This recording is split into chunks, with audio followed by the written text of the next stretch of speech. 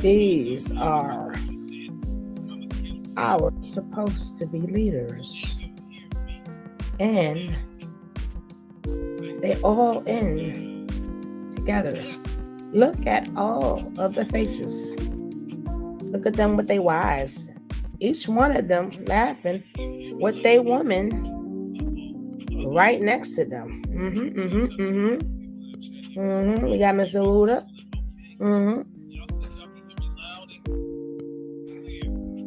They all together.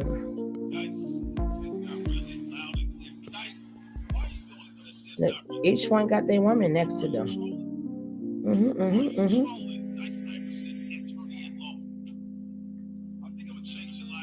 Mr. Charlemagne.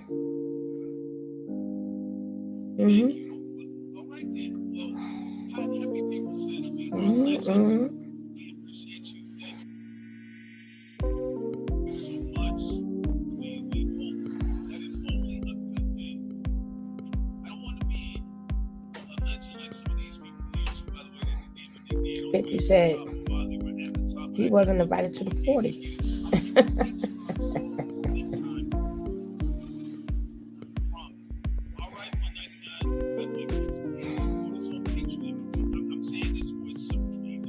L.A. Reid.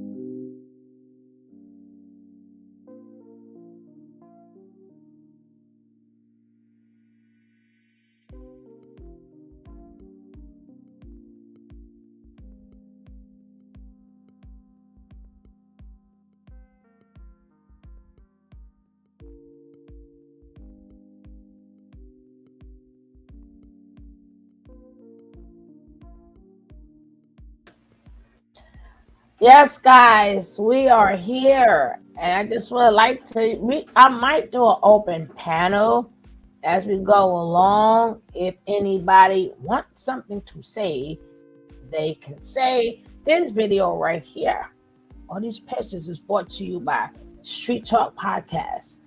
Street Talk Podcast. Go and check them out. Right? Let me tap off the line. Tap off the line. I like to say, hey, Sergeant. Hey, my Jackie. Hey, Paula, baby. Hello, anybody that's in the bushes. Who is the dude in the brown button shirt? I got to see it. But do you notice how look at them. Look at them. Do you see them all with their wives behind them and partying and nobody knows nothing? I believe that's Charlemagne. That Charlemagne. Charlemagne. Uh-huh. I just want you to see how all of them are entwined. All of them are entwined. We're going to be watching some more videos. We're going to see who else, how they all get along, how they all get together. They even put Swiss Beats son in the back. My. But today we're going to I wanted to do this earlier, right?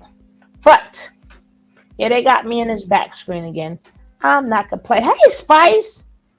Hey, blessed forever and ever. I'm so glad you guys are here. So now, I want to start with this, being that they decided, they decided to give me a background. This is a fool. We're going to start it off with this. I wanted to talk about this earlier because today is Sunday, even though it's not the Sabbath, but today is Sunday, right? And my man, this is an older video, but a fool and their money. So what? A fool and his money has what? Why this picture is so important? Because it shows you where we came from. This is hip hop. And this is one of the elements that people leave out. This is hip hop.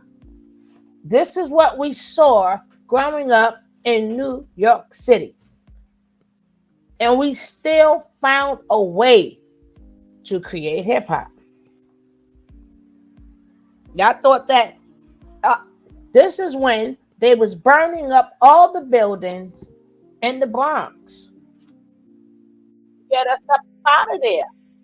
But this picture right here shows us where we came from and where hip hop, what made us go out there and rap about stuff and talk about stuff. So y'all may say it's not.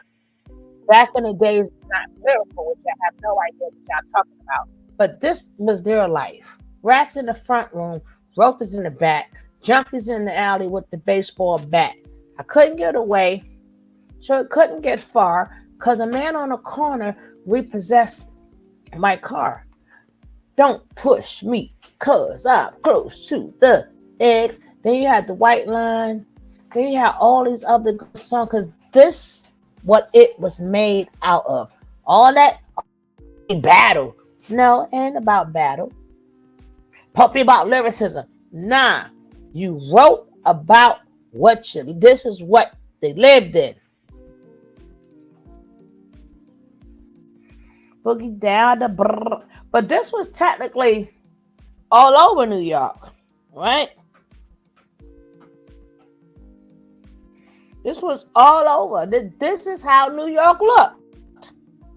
So when they was always talking about New York, we were like, shit, this? Y'all want to come here? you sure y'all want to come here? So when you're living in this poverty, and then they hear us rapping outside, truth be told, they hear us rapping outside. And then we started forming groups. And remember, every borough had their own people. Every borough had their own people.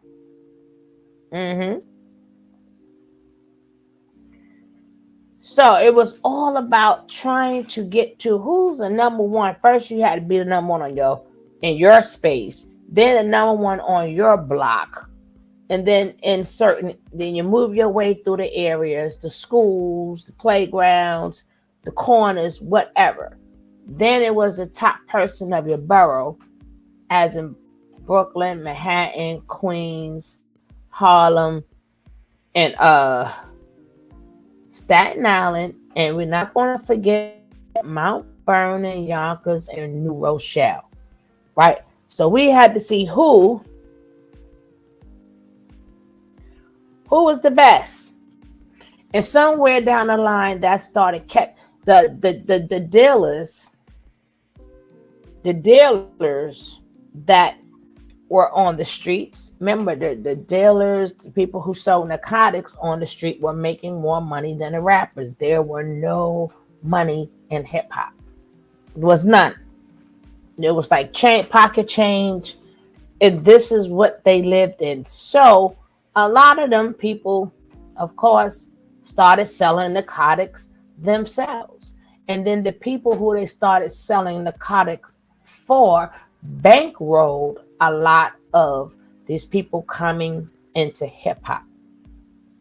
But what they did not know and what they did not understand, that you may not think that the drug, the people who sell narcotics are in any of these fraternities or whatever, but they are. They are, because somebody got to supply it to them. Somebody has to give it to them.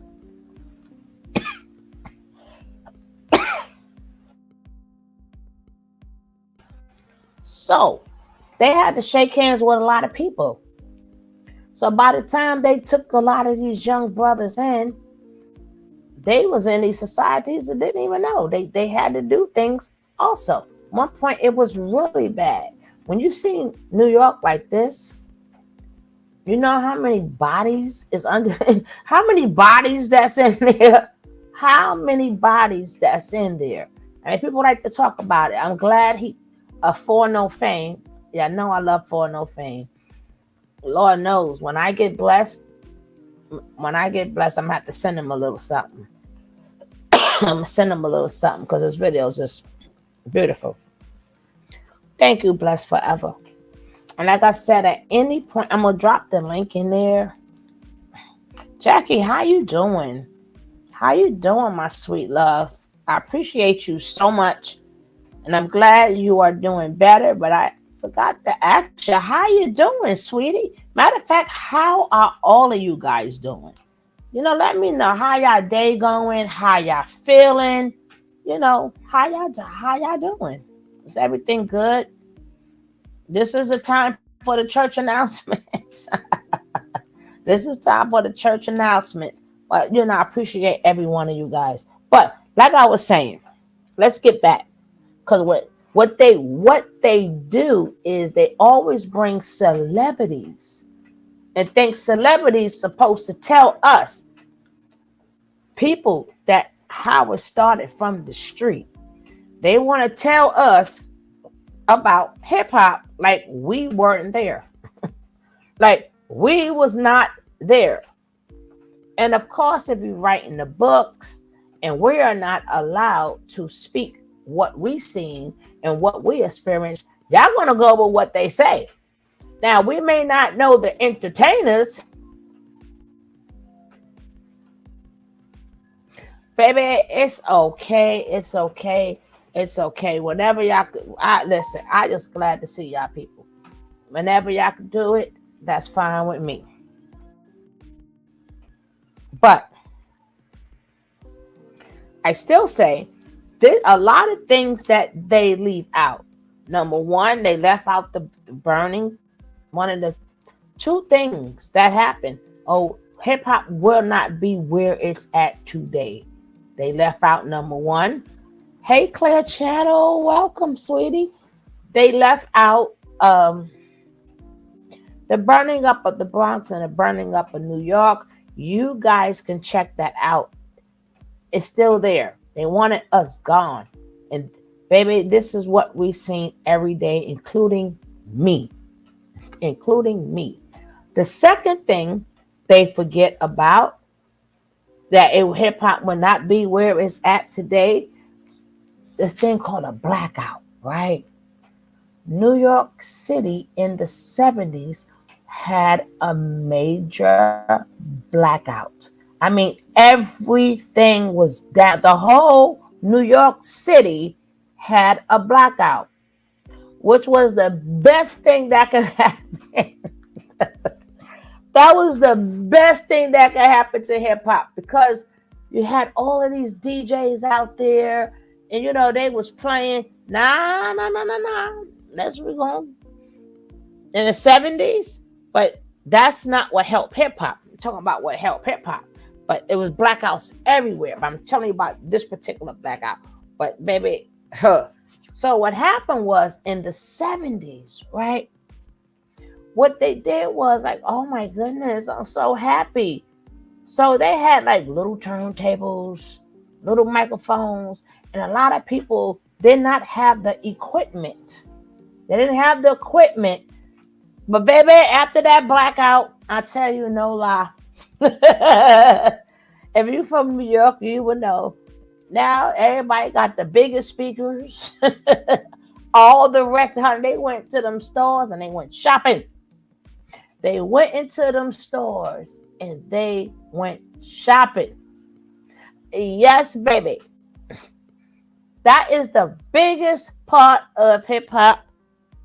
Baby, I'm telling you, it went from two little turntables to, and then the people who was making the music was able to get like the DATs they needed, the synthesizer, whatever that they needed. So, baby, the block parties went from one day to regular block party to the next day. Baby, that was some good times. That's when that music was heard. The DJ was cutting and scratching and cutting and scratching. Cutting and scratching is the letter of his name. Yes, baby. The boom was the boom, boom, boom boxes, baby. I tell you. So if you're coming from something like this, of course you want out, right? You want out. And then the thing is that, again, before all that happened, we're still outside, depending on where you live. You didn't have to go into the park. They keep saying the park. You did not have to go into the park.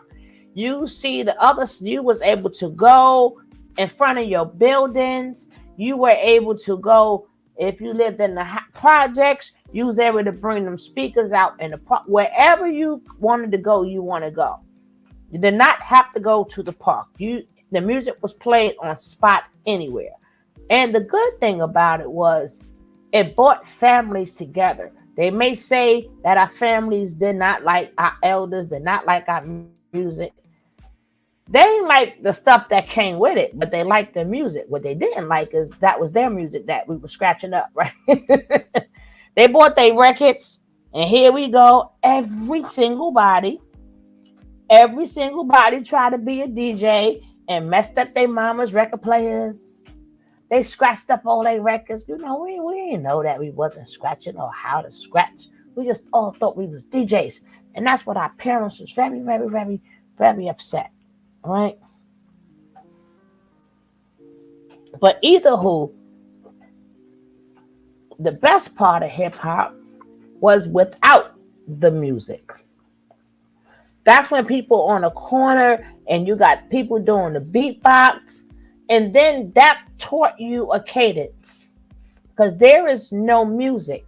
So that made you, and it taught you a cadence where that's why when you hear a lot of the old school stuff, because there wasn't no music, they had to make their voices go up or down. You had to do something to please the crowd, and just going, yeah, there's no music there. So there is no, what you call that thing in a song, like you ain't had all that. It wasn't no song. So you had to be really creative.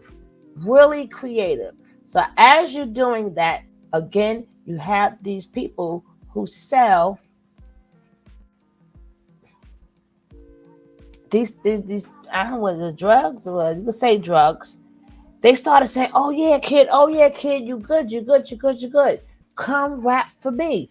Come rap for me. Hey, we're meeting at such and such. See, now that's where the meeting started. Thought I was a rapper, girl. You ain't never lied. You ain't never lied. I thought I was a rapper before. You ain't never lie, girl. That was all of us. You ain't by yourself. You is not by yourself. Why? Because this is giving you a little history of like the 50 cents and the Diddy. This is what they come from. So a lot of them, they're people who they roll with. Hey, come on up in here. And they was bankrolling these artists. Right? They was bankrolling these artists. And then after they bankrolled these artists, further you were born into it, as in, your offspring, your kids, your grandkids, just like people didn't know Puff Daddy was doing stuff. Allegedly, 50 Cent Daddy was doing stuff. And then he ended up rolling with them. He ended up messing up. But he still, they still knew of his rapping talent. Ja Rule, all the young ones, Jay-Z, he was up on them corners too. You had like, again, like I said in the beginning, you had to battle these people. You had to battle them, and you had to be the best of your borough to battle the next borough, and then you'll probably go to Jersey to now you want to battle them, or Connecticut, or Philly, whatever. But that was how the East Coast was back then. And this is before record deals. This was before. So that's why a lot of these kids now, they get mad if you say something about their music and, oh, you hating. Nah, then you really don't know hip hop. Hip hop started from outside. While you was rapping, all them people who was around you even telling you good or you garbage.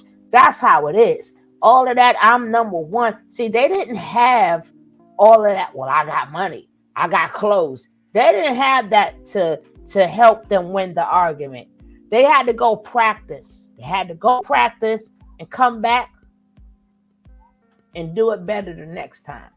They had to get their game together. They had to practice all this other stuff. You're hating and all this stuff. Yes. I'm taking her down memory lane. I got some on tape too. I wish I would have kept them. They was corny as heck, but you couldn't tell me I wasn't DJ Stay Up, babe. I was more thinking I was a DJ. You couldn't tell me I wasn't DJ Stay Up. That was my name, DJ Stay Up, because baby, I stayed up all night, just whoop, whoop, whoop, whoop. So I want to get into how that was just the beginning of how these artists, this is how they were living. Then it was the rapping in this stuff. So no, it's not lyrical because they don't see lyrics right now. They only see what's in front of them. They see what's going on in front of them. So that's what they talked about. And then the ones who wasn't talking about that, come on now, look at that life. Of course you want to make it a party music. Of course you want to party. Nobody want to hear, but we see it. Okay, you rapped about it, but we need something to take our minds off of the environment that we're living in. So you may say, hey, they didn't do this back in the days. Yeah, it was supposed to be that way. It's not like they couldn't do it, but we got tired of hearing about the environment we're living in. And then a lot of other things was going down in the 70s and the early 80s, right? So we're going to start this video because I want to give you some background of how these artists got in the door. They got in because a lot of them come from people high-level people who sell narcotics. High-level people who sell narcotics, who also, which people don't realize, that had to go through some doors too. They had to get connects. To get these connects to be high as they was in our communities, you still had to get it from bigger people. That's why you would still see them throwing up the same signs and signals, even though they are selling narcotics. But they knew a lot of head people. They got to a lot of places. So just to get in them places, maybe they had to walk through some doors too. So let's get this started. A fool and his money shall part. Then we're going to keep it going. I ain't mean to talk this long, but me and Blessed Forever is on memory lane.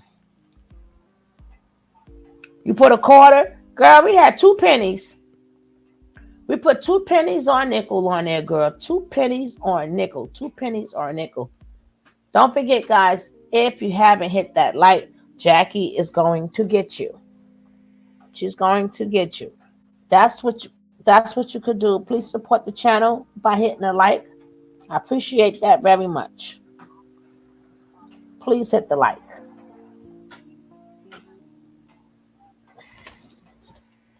Let me see. I need one. If one person ain't hit that like, that'd be very nice for you to hit the like. Now let's get the show started, because people don't want to talk about the boogie down Bronx for real. Which again, that's how the Bronx looked. Brooklyn was the same way. Harlem was the same way. Manhattan was not, even though that's the same borough. One is upper, one is lower. This is our childhood. This would be our childhood. Now let's go. This is again for no fame. But when I get me some change, no fame. I mean, I really enjoy you. I've been watching you for years, which because you always see me on the replay gang, or I'm in a thing. But he comes on early in the morning. You got to check him out. He comes on early in the morning. He get it out the way, and then go about his business. Now let's go. His or her money.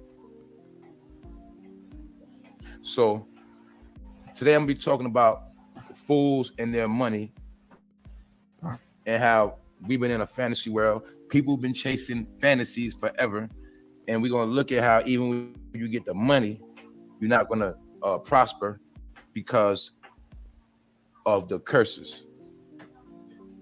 And a lot of people have curses on themselves. They put them on themselves.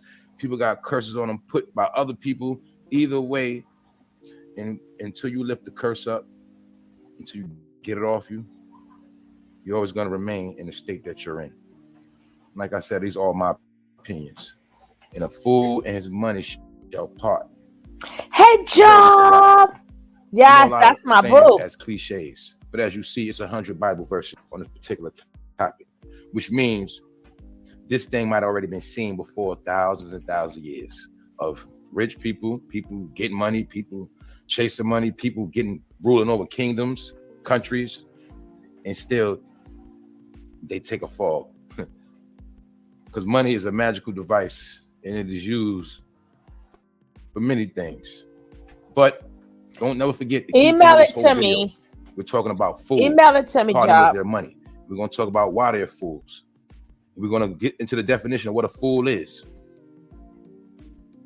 And we're going to look at all this stuff with clarity and common sense. It's going to be real easy.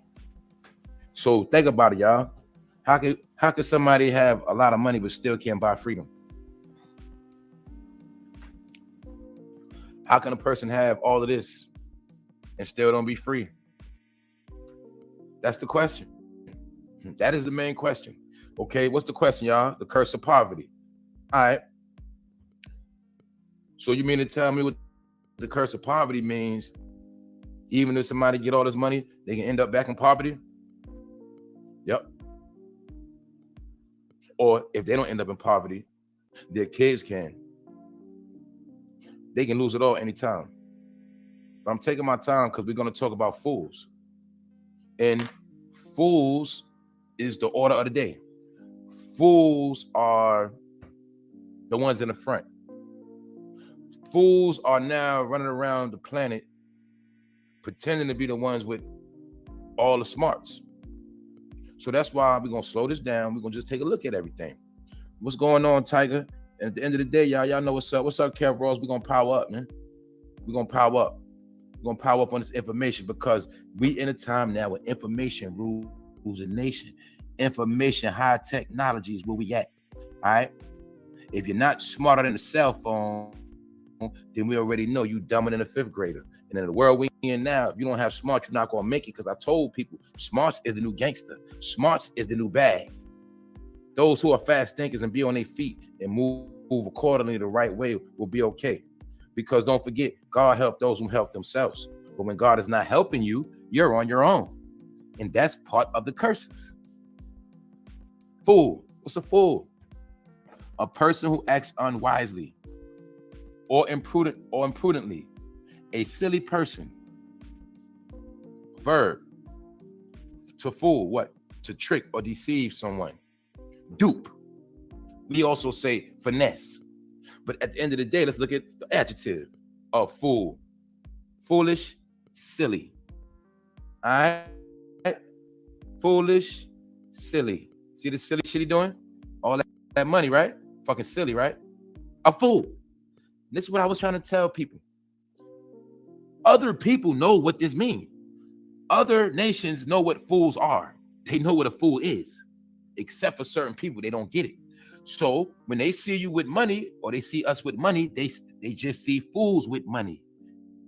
And this where the saying comes. A fool and his money shall part. Because people that know the truth and know what's going on in the world, they can look at a person with all this money and know what's going to happen. One way or another, one day or another, whether it's a year from now or 10 or 20 years, everybody knows it's going to end because it is already written and it has already been proven to be a fact that a fool and his money will always part. Key thing, what separates a fool from a wise man? A fool is unwise. So a fool is not going to analyze and understand the purpose of money, what it's for, how to conduct it, how to carry it, how to hold it, how to treat it, how to use it, how to finesse it, how to grow it, multiply it. See, they don't understand that. And this is why they're considered fools. Also, for the simple fact, you're a fool when you put money before yourself. That automatically makes you a fool, which proves you are unwise. You're unwise because you don't understand that you were here before the money, but now you're putting the money here before you. And guess what? When you're dead, the money gonna still be around. And that's what makes you a fool. And fools always die, period. So we back to the curses of poverty. And we know a lot of people died in the hood trying to get out because the ghetto was the bondage. It was the mental bondage, the virtual fake reality. It's the virtual prison, which you have to escape. And many people will try to escape many different ways. Some will get out, most won't. And the ones that won't get out, they are the ones who have the curse of poverty on them. They are the ones that are stuck. And they're stuck because of the choices they made and things they did. Life is about choices. Nobody can make you do nothing. Nothing at all. Nobody puts a gun in your head to tell you to do nothing, make you do nothing. Every day you wake up, you have control over your own life. Everything is on you. But then you're going to see that some people like to play the blame game. And that's one of the games the devil loves to play, blaming. When at the end of the day, everything is free will. And don't forget free will also. And a fool is, you know the slogan of a fool, y'all? Do as thou wilt. That's one of the rules of a fool. Meaning, do whatever. Fuck it. Anything goes. That's a fool. And that's why a fool always loses money.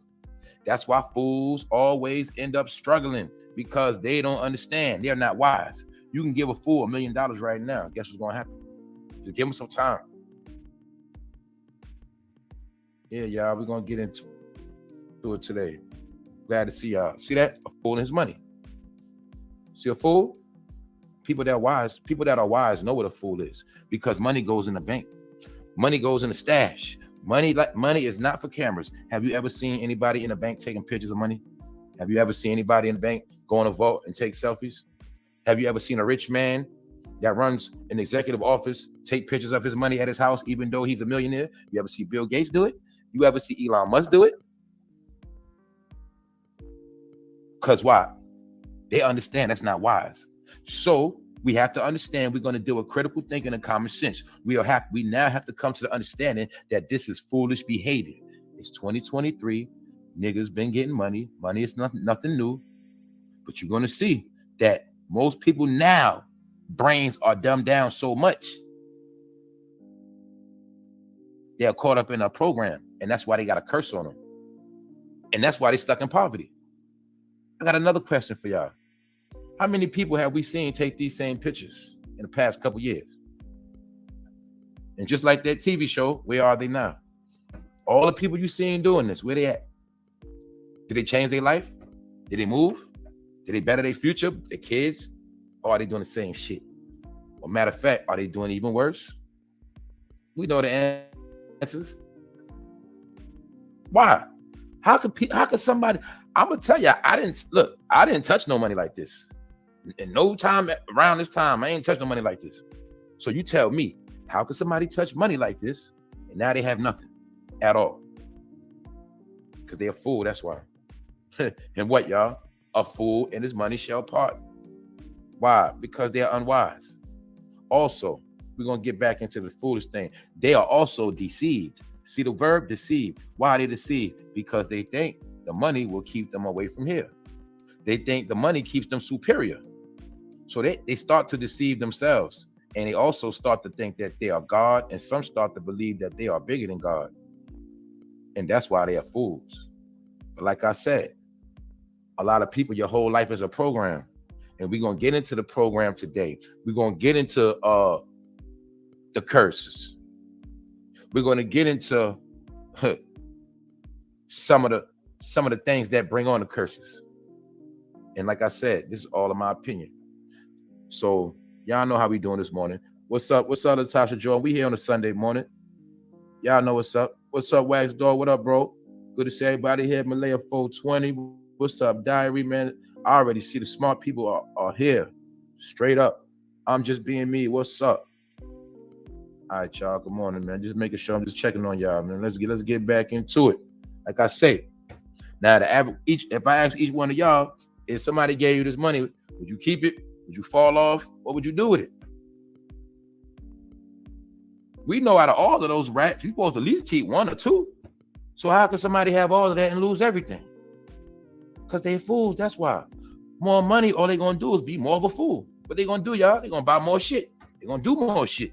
They're going to do everything they wasn't doing before. They're going to do a whole lot of shit. But there's one thing they're not going to do.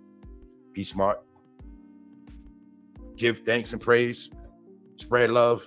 They ain't going to do that. So anyway, back to the program of making out the ghetto. And let's talk about this thing called thug life. Let me ask y'all a question. How long have we been seeing the thug life go down? I think we now can say 30 years, y'all. I get around Tupac, all that. That's 93. 30 years. Thug life. So we know the thug life is nothing new. Many of us were kids when we first heard these terminologies. But now that we're grown, we see that thug life is a bunch of bullshit because no matter how much people was thugging, they still doing the same shit. And we also know a lot of people fucking dead and in jail and perished. And they forgotten heroes. Like the other day was Veterans Day. See, we forgot about our Veterans Day. See, what about all the people that we know from our neighborhood, our community, our family that's dead and gone, and a lot of them, we forgot their name. Why? Because so many people kept dying. We couldn't keep up with all the people that died. When you look at your life, ask yourself a question. How old were you when you found out the first person that died? Most of us, we was probably in junior high school or middle or elementary school. Long story short, just look at the first murder you heard of in your life when you was a child, and then look at all the murders that happened your whole life. You see what I mean? It's impossible to remember all the murders that happened that you know, or, you know what I'm saying, that you heard about, people that you used to know gone. You know what I'm saying? It's too many. My point is this. That's the proof that thug life don't get you nowhere. We know a lot of people that was thugging. We know at one time thugging was the biggest culture. I'm talking about street activity, basic shit. Whether you was on the corner selling drugs or not, hanging on the corner was a lifestyle, a culture. It's called being on a block in the hood, chilling. 30 years, recent, but these are some of the things that have become curses and why we stuck now, or why some people are stuck, because they thought that chasing the money could get you out the situation, but we know that's not true.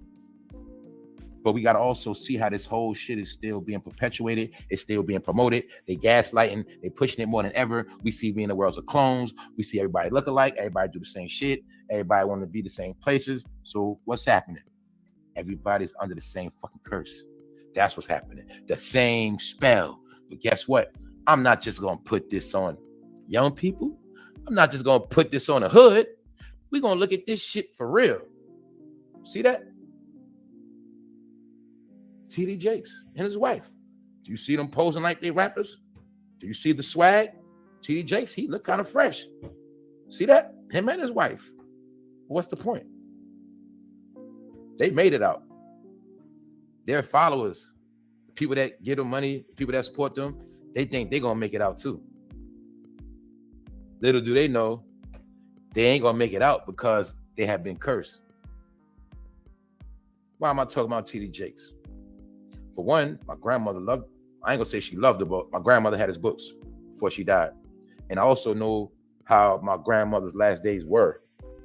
And she was a devoted Christian her whole life, went to church her whole life. But I'm starting to peep game how it was a time when they started putting out these bogus preachers. In my opinion, and this is what I was telling y'all, the preachers became the rappers for the elders. Get it? Our grandmother, grandfather, our elders went to church. The preacher was their rapper. You get it? They celebrity. See? My point, look. See? See the celebrity image? He be on the money, boy. See how why he do his shit? He do his sermon in an arena? Because old people don't listen to rap. Old people listen to TD Jakes. But I'm also giving y'all this. We're going to look at these images of fake perfection and fake perfectness, and you're going to see how these are, you can clearly see how all of these are strategic images to be embedded in your brain and in your mind to follow. So don't forget, the key word of follow is fool, and fools love to follow. So that's why you will see them baiting followers. See that? Follow us. Don't go to the other church. Follow us. We fresher. We drop books like albums. We drop CDs. We go on tours. Get it? What's my point? My point is, people were supposed to be preaching the word, but you're going to see the words they've been preaching have not done nothing. And that's why you're going to see that people are still cursed. See why you still cursed, grandma, and the rest of y'all, elders, seniors? You're cursed because you follow people like this. And that's why you still in the hood. That's why you still got to step on roaches and still stink smells. I'm not trying to be funny. I'm just saying people are in situations because they choose to be. They make excuses. I'm going to prove this. I'm going to prove things in my opinion today. See that TD Jakes, man? That's how long he's been around getting money, man. To the point of look. Now, listen carefully. Man, the Holyfield. Listen carefully. But look, it's all a hustle. These are part of the curses. So we have prominent preachers, prominent rappers. A lot of people told us stuff, but somehow all they do seem now is just floss. And we also know that in these last days that nobody of relevance is really in the forefront because nobody want to be in the forefront. That's how nobody wants to be responsible of what's taking place. Nobody want to rub elbows with this filth that's going on. It's done. So we also gonna get into. We're talking about fools parting from their money. We talking about people getting their issues. Talking about what goes up must come down, and we're talking about curses. Those are the ones that are never even gonna come up. So this is the point. We also know that allegedly we in a time where some people feel like it's the last days, and a lot of people are getting that karma. But now we're gonna look at the curses, and we're gonna take a look at images. Images. You're gonna see it's always about image. See the picture? It has to be the image of a perfect black family. Watch this, guys. The wife and the child. But in reality, y'all, is it really like that? That's very rare, right? Meaning it's very rare we're gonna see this perfection. But the perfection has to be sold. See, on a magazine. It has to be sold. Perfection always have to be sold to a people that don't have shit. People that don't have hope, people that don't have anything, you have to Hey, my always sell baby. them something because that's how Mwah. you create a false hope. And the false hope is also what put curses on people. So let's look at images of false hope. Follow us. My family is a perfect family, and we can guide you out the ghetto. Mm-hmm. See? Can't you see it's all about image? Can't you see how magazines like Yes, it's all about image because at what age, I'm not saying that they're not human, but at what age did their daughter get pregnant? Was she married? Was she not married? What was she doing? How did you not keep an eye on her? And then when she get married, then what? Allegedly,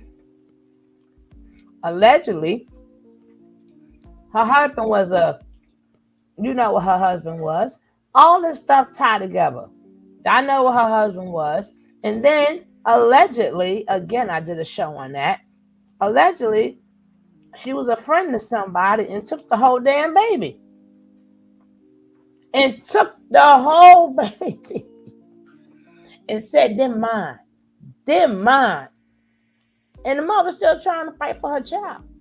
But in the church, they teach you, you know, we're going to help you. But nobody gonna go around keeping no babies. She should have thought about that. But again, when you so big and you so out there, you thinking, hey, they're going to help me.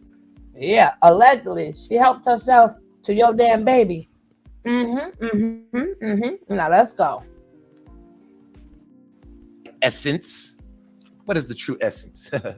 But watch what he does. This man is good. Please get this man some views and tell him Sugar sent you. Let him know Sugar Love sent you because we appreciate his work.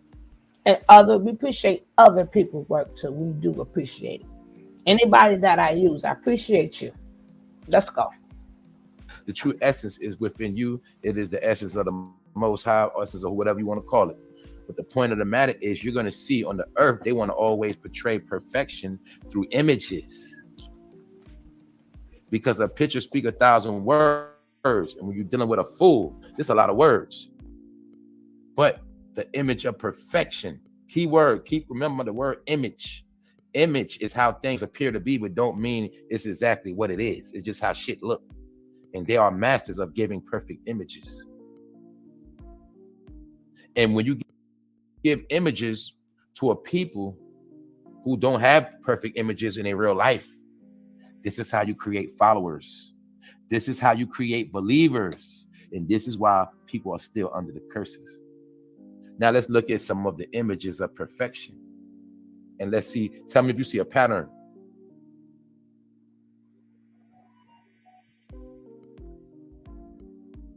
Do you see the pattern? Do you see the wooded area? Grassy knoll? The picture of perfection? The older people follow this one. The younger people follow this one. Get it? Older people follow this one. Church, rapper. Preacher, rapper. Preacher, rapper. Let them know. Sugar Love. Younger audience, older audience. False God, false God. Rock arenas and crowds, do ceremonies. Rock arenas and crowds and ceremonies. Y'all getting it? Perfect images being sold. Even though in reality, we know this is not perfect. We know this is not true. We're going to get into it. So now I'm going to talk about following. And why following is the number one trait of a fucking fool. And this is why fools end up with curses on them. And fools don't know how to get out of prison. Fools stay in prison because that's called a scapegoat. The bad guy get away, and the good guy, he takes the fall. That's the fool. It's called set up. And we've been set up for failure in life, period. As soon as we go to school, we're set up for failure with lies and bullshit. We're always set up for failure. But the point is, when you follow, you set yourself up for failure. So let's look at some of the things that people have been following. And I'm going to prove what I said about culture, culture vultures and all of that. And I'm going to show you how some people can live their life within their culture and they still will receive their blessings. But when you try to live within people's culture, you're going to get curses. I'm going to prove it, in my opinion. Salute to everybody that's in here. What's up, One Track Record Shana? What's up, Drika? Jamal Johnson, what's up, Faith? Good to see y'all, man. All right, let's go. So look, now let's get into some of the following, y'all. And this is what I be talking about. Y'all know I be clowning. I be saying savagery. I be dragging out the whole African-American thing. But I do that because I'm trying to prove a point in a roundabout way. I drag things on, but I'm always going to come with the proof. So now I'm going to show y'all why I drag African Americans, and I'm going to show you how they're the biggest frauds and created entities with no culture that follow everybody and then want to talk black talk when there's no such thing as a black culture or a black religion or black nothing. But that's my opinion. And black is my favorite color. Yes, it is. 9 times out of 10, you're always going to see me with black on. That's just my favorite color. But anyway, now I'm going to show you how blacks be following. And this is why they got curses on them. And I'm also going to blend them. I'm also going to show you some of the ways of hip hop that creates the curses. Let's go, y'all. This also is from Essence, the history of Afro-punk. So the same magazine that brought you T.D. Jakes and his wife, Perfection, Christ, you get it? The perfection of the church. This the man that, you know what I'm saying? He preaches the church. All right, cool. That's his magazine. Black people, Essence. Because they told us, or they marketed this to us like, this is our magazine. Essence, that's a black magazine. Ebony, that's a black magazine. Guess what these magazines were, y'all? Social media before the internet. That's all it is. Social media before the internet is what magazines were. Now y'all see why I told y'all my channel was set up like a digital magazine. That's it. Flip through it, get something out of it, keep it moving. Simple. But look, images. Essence magazine. They get, okay, this is how we catch them in their lives. This is how we catch them in their bullshit. Even though time is flying, I want y'all to peep this shit. Now look how Essence magazine on one hand is promoting T.D. Jakes in the church. Then they'll do a story in the same magazine, the history of Afro-punk. And today I'm going to prove what Afro-punk is. I'm going to show you what Afro-punk is for another time. And I'm going to show you how Afro-punk been breeded in the hip-hop. And Afro-punk is punk rock, and punk rock is the music that young white urban kids listen to, and it deals with worshiping Satan. It deals with demonic behavior. That's what punk rock is, demonic behavior for little white boys and girls, but really not that. It deals with Europe. It deals with European. It deals with Europe, all right? Period. European witchcraft is embedded within rock and roll music. That's what it is, but that's their culture. The thing is, why are you following an Afro-American, black man, whatever you want to call yourself, Afro? Because you are a created entity in a laboratory and you don't know who you are. So you can smack any label on you and you're going to just do it. And at the end of the day, matter of fact, you're going to just follow it. And let's look at it. The same magazine that gave us church, gave us satanic behavior. And let me prove it to you.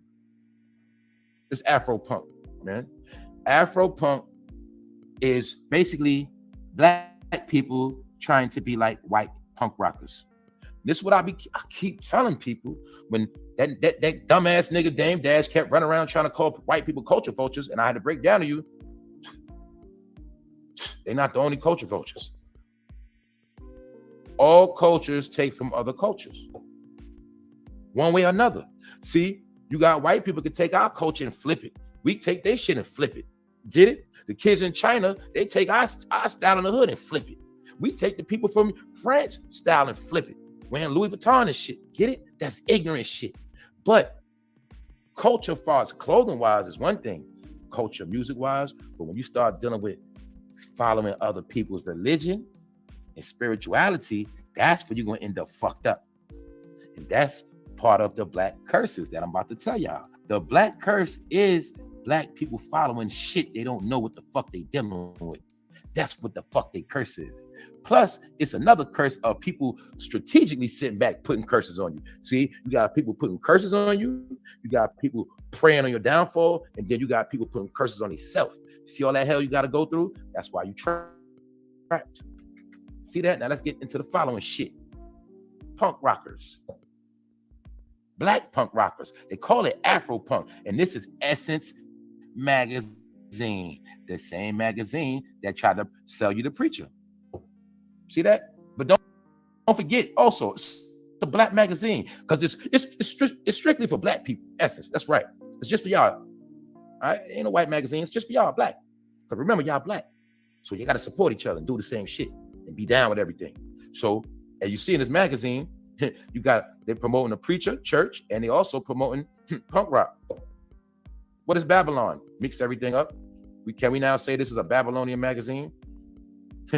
I'm starting to think black means Babylon. Anyway, look, see that Afro punk. What did I tell y'all a while back about the Black Fist? If you didn't see the episode I did, that's on you. I broke down the Black Fist and all that. See these are the frauds that was at Black Lives Matter events. Punk rockers. What does punk rock mean?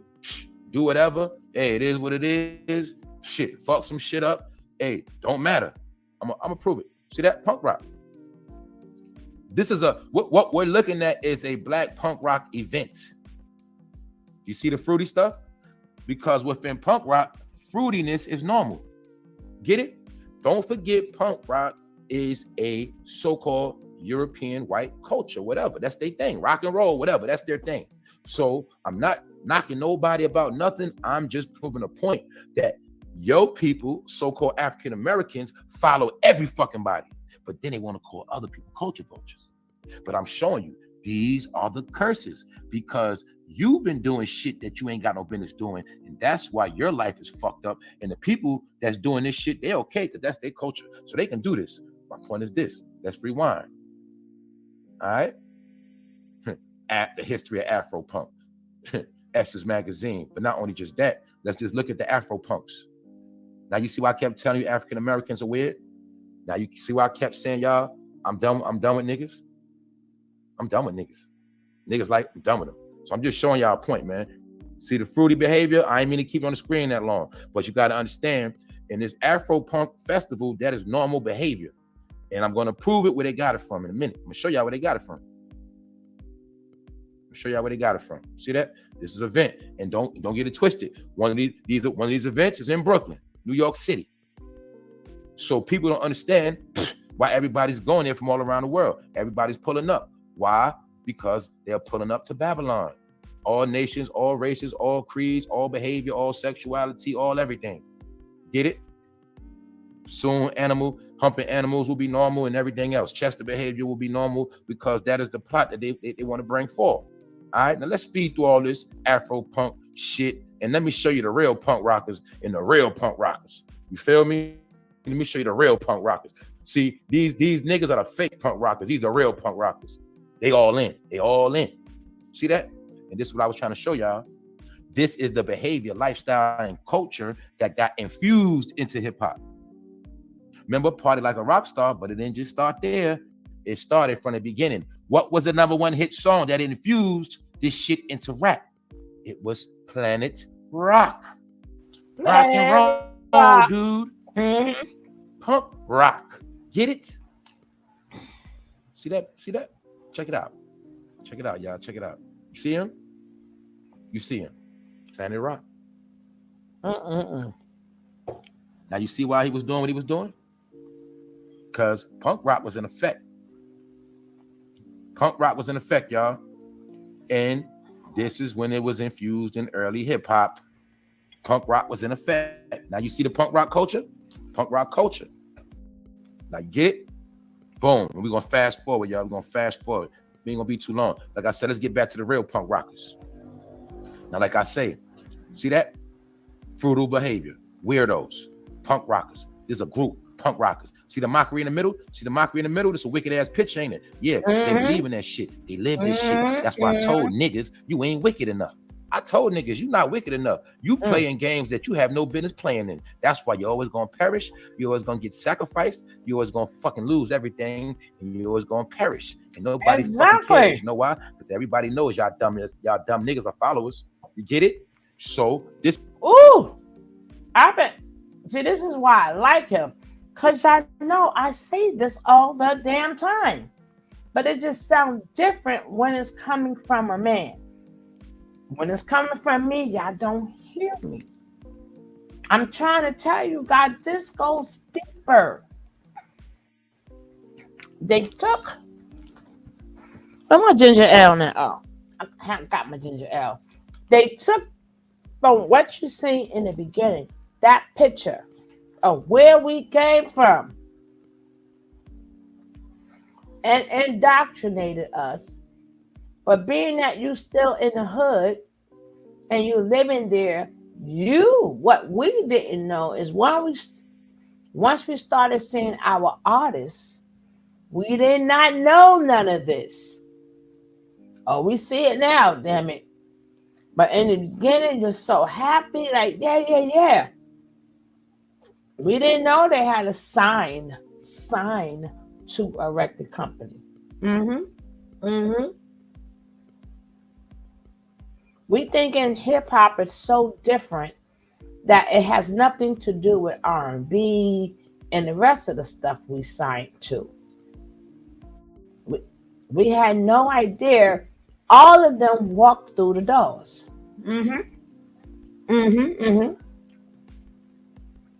We had no idea. It was always there, starting from our people who sell the pharmaceutical stuff on the street. You know what I'm saying? Who sell the pharmaceutical stuff on the street.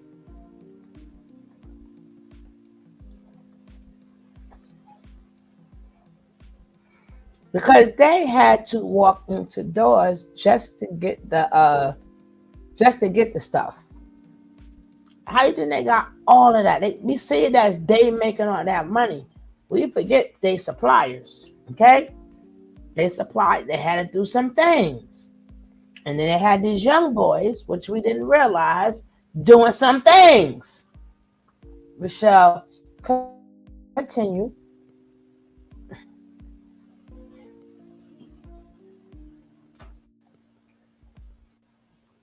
This is a real satanic punk rock group. All right? A real one. And I'm just showing y'all this is what they do. So I want to show you how this everything you see in punk culture that got infused in the hip hop. I did this before. I'm gonna show you again. See the jeans, you see the knees, you see the skinny jeans. Do you see the hair? Only thing is with black people, they don't wear spiked hair. They wear different kind of hair. But the thing is, it's not about the style. Look at the color. And we do know black people wear mohawks, but look at the color. You see how I was going hard on dudes coloring their hair? What they always color their hair? Lil Uzi Vert, pink or teal. Also, keep in mind, son-ups, I want y'all to pay attention to. See, a lot of y'all didn't know this for years. These are punk rock jackets. Yeah. And we're going to get into that. And I'm showing you how your people been the most followers. And this is why everybody laughs. And this is why you got curses on you. Because everybody know you a damn fool. Why? Because you a follower. You the follower of all races, creeds, cultures, fucking fads and trends. A group, a clan of following ass idiots. See that? A person who acts unwisely or imprudently, a silly person, always being a fucking goofball. See that? Being a goofball 24/7, 365 days a year. A fool. See that? Who's a fool? Who the fuck is a fool? Tell me. I think she get paid for being a fool, don't she? Oh. Yes, she does. All right, y'all. About to speed up. Now, back to the black punk rockers, the followers. And the real ones, they don't want to hang with them. The real ones don't want to be no parts of them. Why? Because they're all in. They're all in satanic behavior. They're all into it. And I'm going to prove some things. See the tats? A lot of that stuff, when you see people was getting tatted out, they don't have nothing to do with gang banging. How do we know that? Because we've seen a lot of rappers get their face tatted and they ain't been in one gang at all. But this is also part of the punk rock culture and the piercings. Get it? Yeah. See the coloring of the hair? How many rappers have you seen, especially from Atlanta, that had their hair cut like that? That had that vest on? Those are punk rockers. Real punk rockers. Look at the checkers. See? Real punk rockers. Weirdos. Fucking weirdos. And the thing about punk rockers is they know they weirdos. And they market themselves as weirdos. And they get paid for being weirdos. You get it? But a lot of them are smart, but they know who they are. They're fucking weirdos.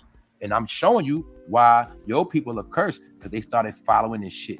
But see, well, I'm telling you, the industry is so crafty. I'm telling you, man, that dark man called the devil, he is so crafty and slick with his shit.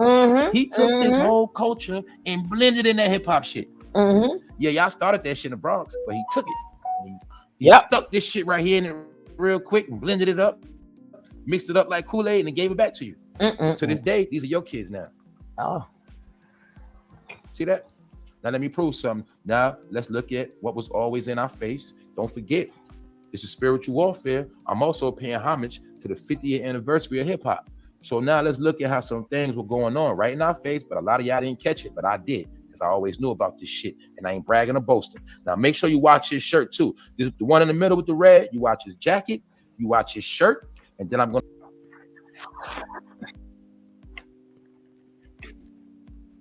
What I do? Hold on, I'm sorry.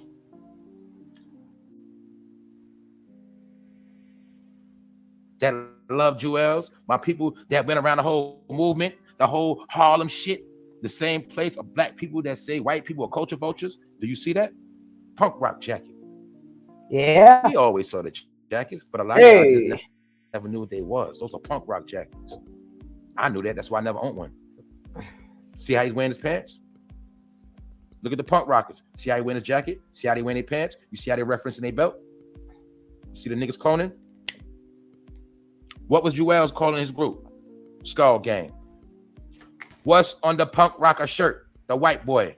Skull Gang. Yo niggas been cloning. And that's why Jewels cursed. That's why he ain't got no fucking teeth. Why? Because he was with the bullshit. Skull Gang. What? Evil vibes only.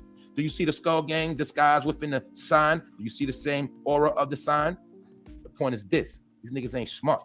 That's why the nigga teeth fell out, lost his wife. Nigga lost every fucking thing. My man why? said Because he was fucking following.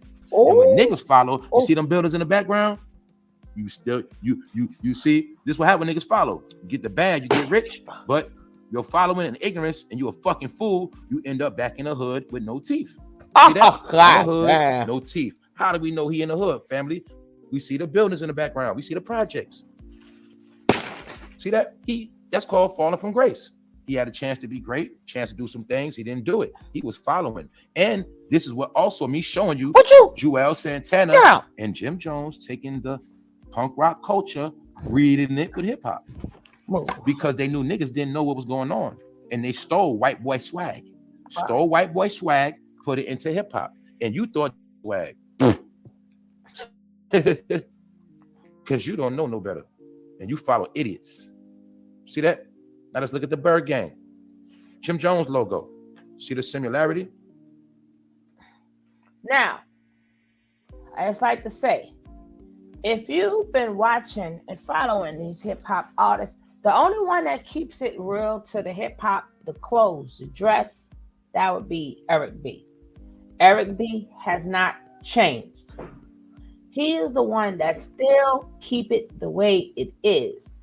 And you can see with his clothes, our clothes was able to grow. He ain't wearing the same exact thing, but he is the only one that I see. There could be more, but this is who I see that keep it the way it's supposed to be. Keep it our style, our culture. So every time you see Eric B, he is representing the culture. Look at what the man wears. He still got the jeans, the boots, the long sweater, and he's still rocking that mic. Rocking the mic.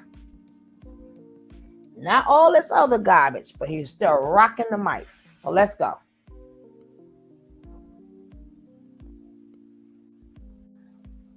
But the point is this. He also used mob, blood, for money. And we know blood is demonic. But the point is, see the jacket? See the jacket. Punk rock ass nigga. See that? But see, you thought Jim Jones was doing something. No, he fucking stole it from the punk rockers. That's what the fuck he did. See his belt? See the shit? All right. Come on, y'all. Let's stop playing, man. It's a new day. I'm trying to show you, update your database, man. 2023, man, about to be a whole new year. 2024 coming up, but we really getting ready for 2030. This old shit. All this old shit. I'm just showing you what it is. All he did was steal the punk rock swag. The punk rock swag is all he stole. Do you see the belt? See the pants? You thought Jim Jones was the first to rock skinny jeans. No, it was the punk rockers. And punk rockers have been around hip hop since the 80s. See the pants? See the knee poking out? See the punk rock jacket. All right? What part people don't understand? See Jim Jones? All he did was steal the punk rock swag. Sick. Blended with rap. See the jackets? You ain't noticed where every rapper got that jacket? You notice every rapper got the one? What Meek Mill throwing up? What he doing? You see how Meek Mill always poke that finger out? See that? Look at the finger in his lap. Always sticking that finger out. Same finger, Jeezy, Eric B. See that? Meek Mill, I know you've been touched on. Talk about my Eric B. I just mentioned him now. When you was a young boy with smooth hair on your face, no hair on your face, I know what you was doing. Why? Because you down with punk rock, fool. You ain't got to hide it. Do your thing. But the thing is, you the reason why niggas curse. All you niggas. All you niggas are part of the reason why niggas curse. Y'all are cursed. Y'all career finished, right? A lot of people that looked up to y'all are dead in jail because they got cursed. But like I said, within the culture, what it say, y'all? Evil vibes only, right? See the hands? Allegedly. See them right in your face. Now look at Meek Mill. Right in your face.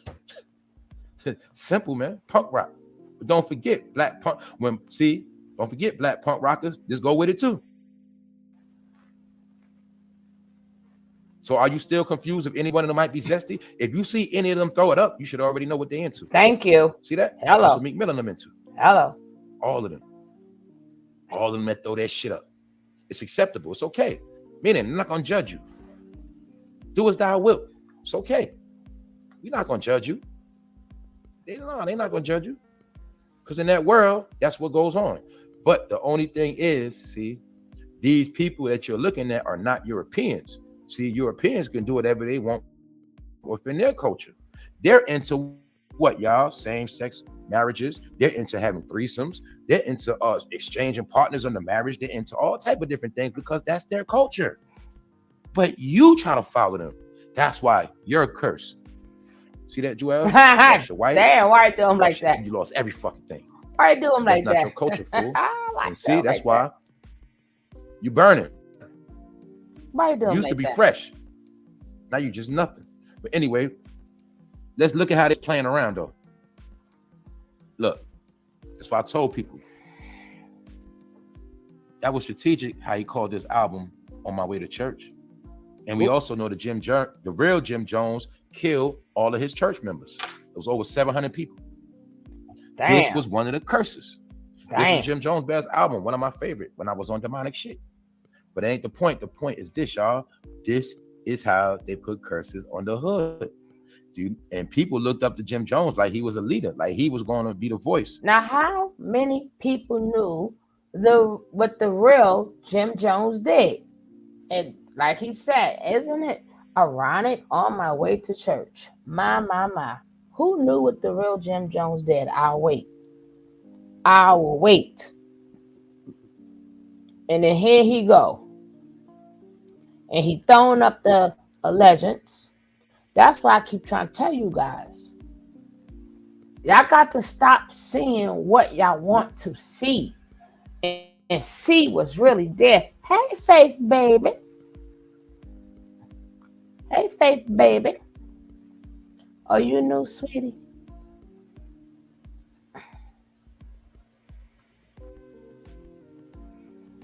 I keep trying to tell you guys, because you see them taking down somebody, it's not like one is worse than the other. It's what you call a rapid takedown, right?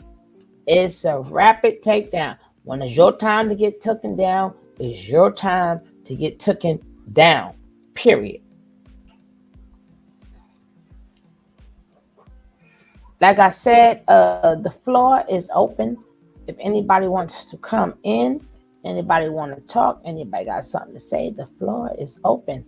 Cause baby, I'm so sick of Blueface. I don't even know why I'm covering this guy, but they get me so sick I'm covering them. Cause this is ridiculous. Talking about he swabbed the baby thing. Ninja, you expect for us to believe within that couple of minutes time you done grabbed the baby, you swabbed the baby, took the baby to the took the swab to the doctor, and then got the results back like in a couple of days, right? You expect us to believe that. Then this dumb chick, or whatever you want to call her, she, yeah, we did it on live. And that's why I'm smart. I had the baby in Baltimore and I ain't put his name down. Girl, you already announced to the world he the damn daddy. And you already said the test showed it. Who? But them young people like, yeah, yeah, yeah, yeah. Those older people like, girl, if you don't shut up. If you don't shut up, and the rest of y'all don't shut up. I mean, it's every single day. I be like, girl, are you a fighter or you're not? Either you're crying or you're fighting. You're crying or you're fighting. Please believe me, we don't care. We really don't care about you and Blueface no more or Jada no more. We don't care. But we already know y'all was put here for shock value. For shock value. Me, I don't pay it no mind. I just watch the little bit that comes up on my feed. I am not looking for it, but it will not stop coming up on my feed at all. It will not stop coming up. They're going to make us, they're going to keep us in this relationship. Even if I've never typed in them people name ever, but it doesn't matter. We don't control. Don't forget, guys, if you hit that like. Hit that like. We don't control social media.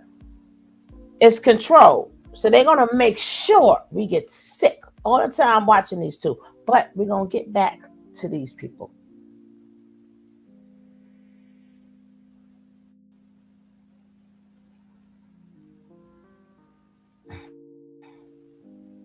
Look, that's why I told people. That's why you're a curse. See that, Joels? Lost your wife. You lost every fucking thing. Now, I don't mean, I ain't mean to stop it there, right? That's fucked up, right? I'm quite sure my man got some new teeth by now. Now, if y'all on my Sugar Babes page, y'all should understand what he mean by we cursed, right? If you have not been following my Sugar Babes page, you're not understanding what he is saying. If you go on my Sugar Babes page, you should understand what is he talking about. Where my baby, y'all all go to church. Y'all say y'all go to church. Y'all say y'all read the Bible. Then y'all should understand what he is talking about when he says with curse and then a fool. A fool. It takes a fool to learn how to keep his money. It takes a fool to learn how to keep his money. Yes, yes, yes, yes. That's why they losing it, because the money was never theirs. I keep telling you guys, the money is never theirs. They get to spend it while they letting them spend it, and when they want it back, when they're doing an operation takedown, they take their money back. They take it back, and they're not going to let you own nothing. Nothing. You're gonna be in partnerships with a lot of high people, but you ain't gonna own nothing. They ain't out there buying no land. You got some of them now that's doing some buildings or whatever. I think T.I. was doing some buildings and Slim Thug was. But baby, hey Queen Slay, but baby, they are still in partnership with somebody, but they always put it out there like it's them. Like same way Everybody got happy. Oh, Akon, he put getting lights. I'm like, that's people crazy. He didn't make that much money in hip hop to do a whole entire had an electricity farm. Like that people crazy. He doing good. No, he the front man. But we love them so much. They are front men. Every time you see them doing something, it's really not them doing something. They're just the front man. You would think within 2023, we still don't own ish. So if the rich man don't own nothing, what do I want to hear from these other men for? Yeah, you may got a little business or something. The, the business you own, the land you may not. I mean, you could make a life. You could. And if you got creativity, you could make a life. You can. But you still may have to go get a loan. So which means while you're paying off the business, you're still paying off the loan. So being that you have that loan, that bank still owns your stuff. That's just like if you have a house. Yeah, it may be your house, but if you're paying mortgage, the bank still owns your house. The minute you stop paying them money, they're coming to get their stuff. Oh, I bought a house. I bought a house. Unless you pay for that house in full, you still got property taxes, this tax, that tax. But if you own a house and you did not pay for it in full, but then if they still want you, they can put a lien on your house and for whatever. If you're in that life and they want to get their money back, they'll find reasons to get money from that. But regardless of what we do, we don't own anything. It's still owned by the banks. The banks belong to them. Sometimes they even make mistakes. How many people done pay their bills or whatever and they made a mistake and you got to fix it because you don't want to be put out the house you thought was yours, right? The house you thought was yours. Or you got to pay it every month. What about the month you don't have it? Now you got to speak to these people for this house that you call yours and work out an agreement for this house that you call yours, for this business that you call yours, and at any point in time, even if you have a business, let's just say they want to tear it down because you do not own the land. You may own the business, but you do not own the building. And a lot of people don't understand. Even if you own a house, you don't own the land. The land still belongs to the government. That's why they give you tickets and stuff because that's still their property. You better take that garbage out at a certain time. You better make sure your grass is cut.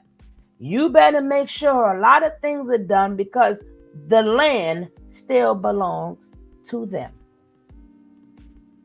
So even with these artists, I don't know why I stopped it right there, y'all. That's it. I am so sorry, and that is terrible. But I ain't trying to be funny, Drew was. I ain't trying to be funny. It just happened to stop right there.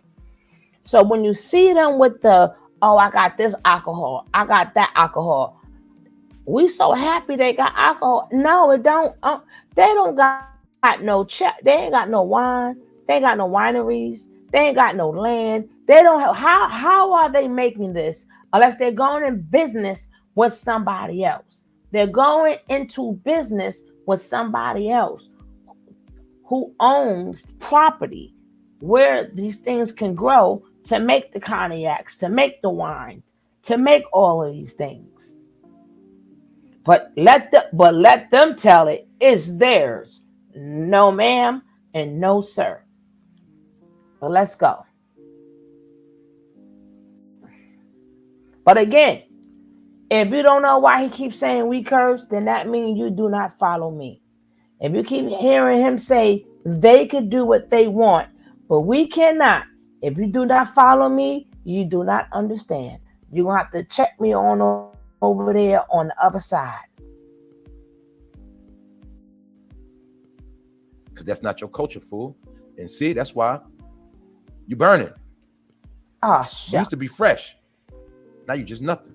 But anyway, let's look at how they was playing around, though. I did it again. Look, that's why I told people that was strategic. How he called this album "On My Way to Church," and we also know the real Jim Jones killed all of his church members. It was over 700 people. This was one of the curses. This is Jim Jones' best album, one of my favorite when I was on demonic shit. But it ain't the point. The point is this, y'all. This is how they put curses on the hood. Dude, and people looked up to Jim Jones like he was a leader, like he was going to be the voice. All I'm saying is, man, you'll see Philly, nothing changed. Harlem, nothing changed. And those are just my little examples. I'm just making little examples, in my opinion. That is it. I'm not saying a fact. I'm just showing little examples. That's alleged. Of curses we got it. that be on us while we never get nowhere. When we follow and believe in the wrong shit, we stay stuck. And now, just don't forget, you see, they stuck us in the ghetto a long time ago when they tricked us to come to the city. Remember, all of our people were landowners, and then they went to the city and still owned a little land, still came up. But again, this another argument I have with my East Coast and West Coast people. But again, but you don't hear me though. When we all our families, all our West Coast people and our East Coast people, because y'all two go together. At this point, y'all go together. Y'all not separate. Y'all go together because all our family come from the South. From the South, where we had land, we had houses, and they brought you on down to the East Coast, and that's not New York. I said East Coast. When I say West Coast, I'm not saying LA. I mean the West Coast. To build it up. That was to build it up. And then you got stuck in these little apartments. Yes, these are apartments. And guess what? People live there. I'm telling you, this is why rap was created. Because this is the living environment that they were living in. You thinking nobody lived there in this ghost town? No. People are living there. So when our grandfathers, great-grandfathers, or great-great-great-great-grandfathers, depending on how old you are, when they was not making the money in the South, because it was still a lot of racism and other things. I don't know if I'm supposed to say that word, YouTube. I'm so sorry. But when a lot of things, so it wasn't no money. And then with the crops and everything else, then you had to have a job, because even though you own your own house, we didn't know what to do with it. Our forefathers did not know what to do with it. They didn't know how to keep that money coming. Then they had to keep fixing it. So they offered you opportunities to come to the East and come to the West and get these jobs. But little beknownst to us, they sold the houses. Some people are lucky and they got family members that's still down south, or they still own some land. I'm not talking about the people who's moving back there and have to have a whole new lease and a whole new mortgage. I'm talking about that was left from family to family to family. So now everybody's stuck here, and then being that we kept creating stuff here, we kept creating stuff. You know, we learned, and then, we took from our forefathers. That's from the South. Yes, we did. But they stuck you out there in Chicago. They stuck you out there in New York. They stuck you out there in Philly. They stuck you out there in Baltimore. They stuck you out there in certain parts of LA. I don't know all the parts of LA, But y'all know what parts they stuck you in. They stuck you in them places. To get you to build it up.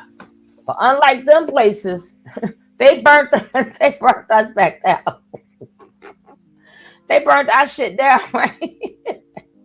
We built it and they burnt that shit back down. Why? Because they wanted the whole New York to look like Manhattan, like Wall Street and all them other places. They ain't had no business making the Bronx and them look like that. They wanted their land back, and it was too many of us that was coming. But when they realized all the things that we could do, they sort of kind of kept us. Like, what? They rapping on the street? What? They doing this? What? They doing that? We'll keep them a little while longer. Come on up here, but live like this. Live like this. We didn't have all that nice stuff. We built that stuff, and then they got tired of us and said, burn, baby, burn. Get out. But as they was doing that to us, I tell you, there's news reports that even support this. We found ways to talk about it. They're like, hold up. They rapping about this? They are happy living like this? They thought that we was not going to adjust.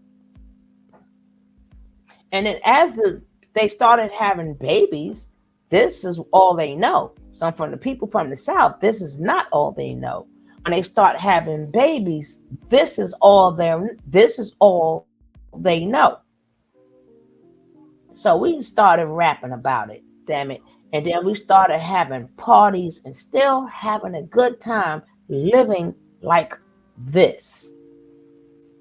And again, that will go for, if I'm missing, I know them terrible places out there in the West that look like this. Let me know. But far as on the East, you got New York that look like this. You got Baltimore that look like that. You got Philly that look like that. You got New Jersey that look like that. So it was never. That's what people like. Oh, East Coast, West Coast. I'm like, nah, there was never no beef. We always fucked up. How you got beef with somebody you don't even know? We don't know nothing about that other side. We did not know how you got beef. But people want to believe it. There's no way possible you had beef with people you ain't know. Until TV, we seen it on TV. And then they're like, oh, this the West Coast. We still ain't had no beef with the West Coast. All we seen was more black people. This created beef that they done started. But if you really think about it, how in the world can we have beef with each other? We way over here, y'all way over there. We ain't going out there unless we have to. You ain't coming out here unless you have to. It was not no beef. Because there was no time to have beef. Look how the hell we living. We all effed up. I only can speak for New York at this time. We're going to find time. Right? And like I told you guys in the beginning, there's nothing but bodies all up in there. Bodies. But unalive bodies. Yes, we had to walk through unalive bodies. We seen a lot of stuff in our own part of town. And we ain't beefing with them. We all effed up. So I'm quite sure whatever was going on y'all side of town, y'all was effed up too. But in the West Coast, y'all was effed up too. There's no way y'all was thinking about beefing with us when y'all all effed up. And they trying to get your ass up out of there. But see, if you come to New York now, they're getting it back to where they want it to be. They want it to be that tourism place. They want it to be with the nice buildings, the nice that. This is total different. This is New York I'm used to. This is what I grew up on. Now if you see it, you like, what the F? Now they want you to take your ass back down south. Thank you. Thank you for, everything you did. You put us on it. We was already on the map, but thanks for really putting us on the map. Now take your asses back down south. Pick a spot. Matter of fact, go on to Texas, go to all the places where the law don't work for you. Now, let's carry on.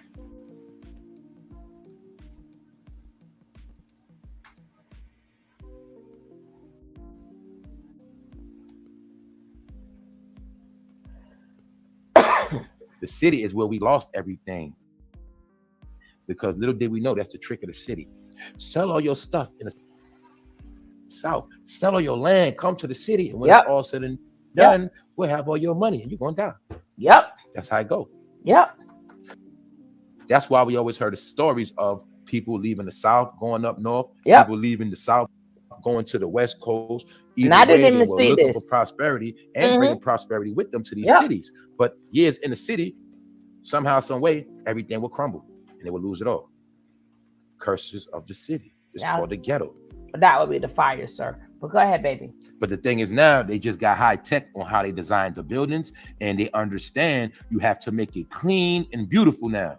And the more clean and beautiful you make it, they will not recognize they even in the hood. That's part of the whole shit. Even though we know when we in the hood, we see stuff like this. But these people are cursed. We're looking at the curses that are upon the people right now for many different things because they turned their back and they thought they had life figured out. And they played. But we're going to look at some things. We're about to get out of here, y'all. The curses of thug life. Now, look. I live a thug life, baby. I'm hopeless. It's in the Tupac bars. Tupac is God over the ghetto. Tupac is the God over the ghetto that gives false hope. Now you see why a lot of brothers died in the hood recent trying to be rappers like Tupac, because they thought rapping was going to get them out of the hood. A false reality. Nope, you had me down with the And mob. they thought when you participate in thug life, you get the money, you get the females, then you get out the ghetto. But that's a false hope because that's a false God. And like I said, they understood that a certain generation was going to rise up and become smart. And they knew you wasn't going to be dealing with religion like that or things like that. So they had to switch the game from, church to rap. And that's why I say, you don't follow T.D. Jakes and his wife, they know you wasn't going to go to church like that because they peeped back in the day. Plus, it was part of the program to get you out of the church, get you out the book, and just get you to focus on fake rappers, false idols. These are the false idols that rock the microphone. An idol was a person you look up to. You look up to them in high favor. But little do you know that image you look up to is the hologram. It's going to disappear. You're going to be stuck by yourself like this nigga. There's a lot of niggas like him. And he might have been an individual that used to have a good life. But it's not just about money. It's about curses, man. Because guess what? The people who are now down that turned their back are never going to come up. This is what it is. So now let's look at something else. Thug life. Now let's look at how thug life was a false reality that had you trapped in the hood. It was a magic word, a magic trick. Now let's look at it. Let's go back in history and learn and look at the original thugs. Practices of the thugs. Wow. You see his complexion, his lips. The original thugs are from India. The origin of thugs, how the thuggy criminal gangs of India preyed on travelers and changed our language.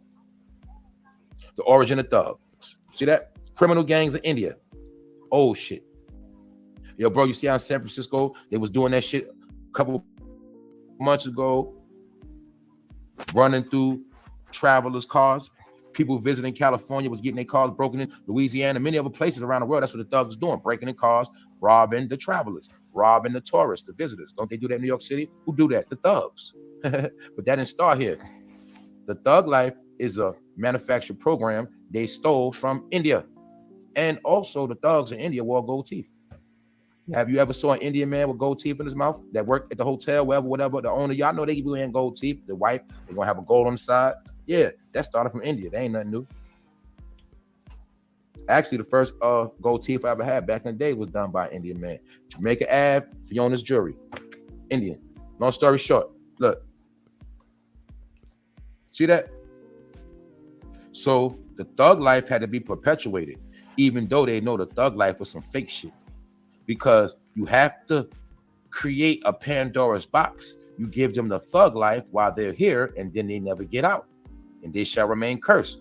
Because within the thug life, they will be killing each other. And then they'll get the mark of Cain on their ass. We're going to talk about that too. Also, I want you to look at thug life as the mark of Cain. All right? This is all my opinion. Look at that tattoo, thug life, as the mark of Cain. All right? When you put that on yourself, you mark yourself. Say it's no different if I want a tattoo on my chest right now, murderer. Get it? Same shit. Killer. Cursing myself. Get it? That's what thug life is. It's a mark. It's a curse. Now let's look. Thug did not start with Tupac. Thug life was given to Tupac and Black African Americans.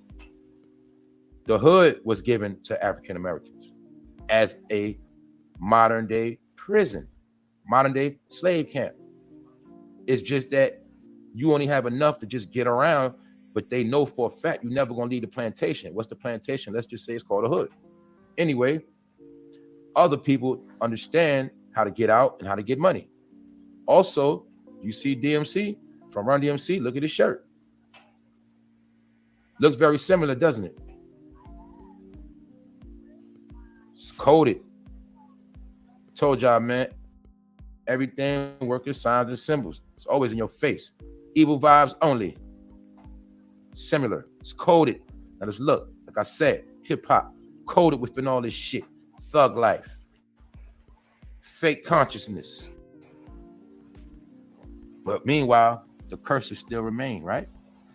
No matter how much niggas rapped at that microphone, no matter how much niggas got rich and talked that talk, for some reason, this shit right here is still going on. Yep. This thing called poverty. Yep. And poverty is a curse. And we're going to get into that. Like I said, a fool is a silly or stupid person, a person who lacks judgment. See, part of why people are poor because they make poor decisions. See, you're not poor because you're poor and you don't get no money. No, you're poor, or people are poor because they keep making poor decisions. It's called dumb decisions. Foolish decisions will always keep you poor. A professional jester. What is a fool, y'all? A professional jester, a professional clown, a bozo, a person who their whole life, every day is a joke. They're a fucking bozo. Get it? So they always gonna be stuck and they fucking fools. Also, you'll see what I talk about. Formerly kept by a person of a royal or noble rank for amusement, the court fool. See, told y'all, man.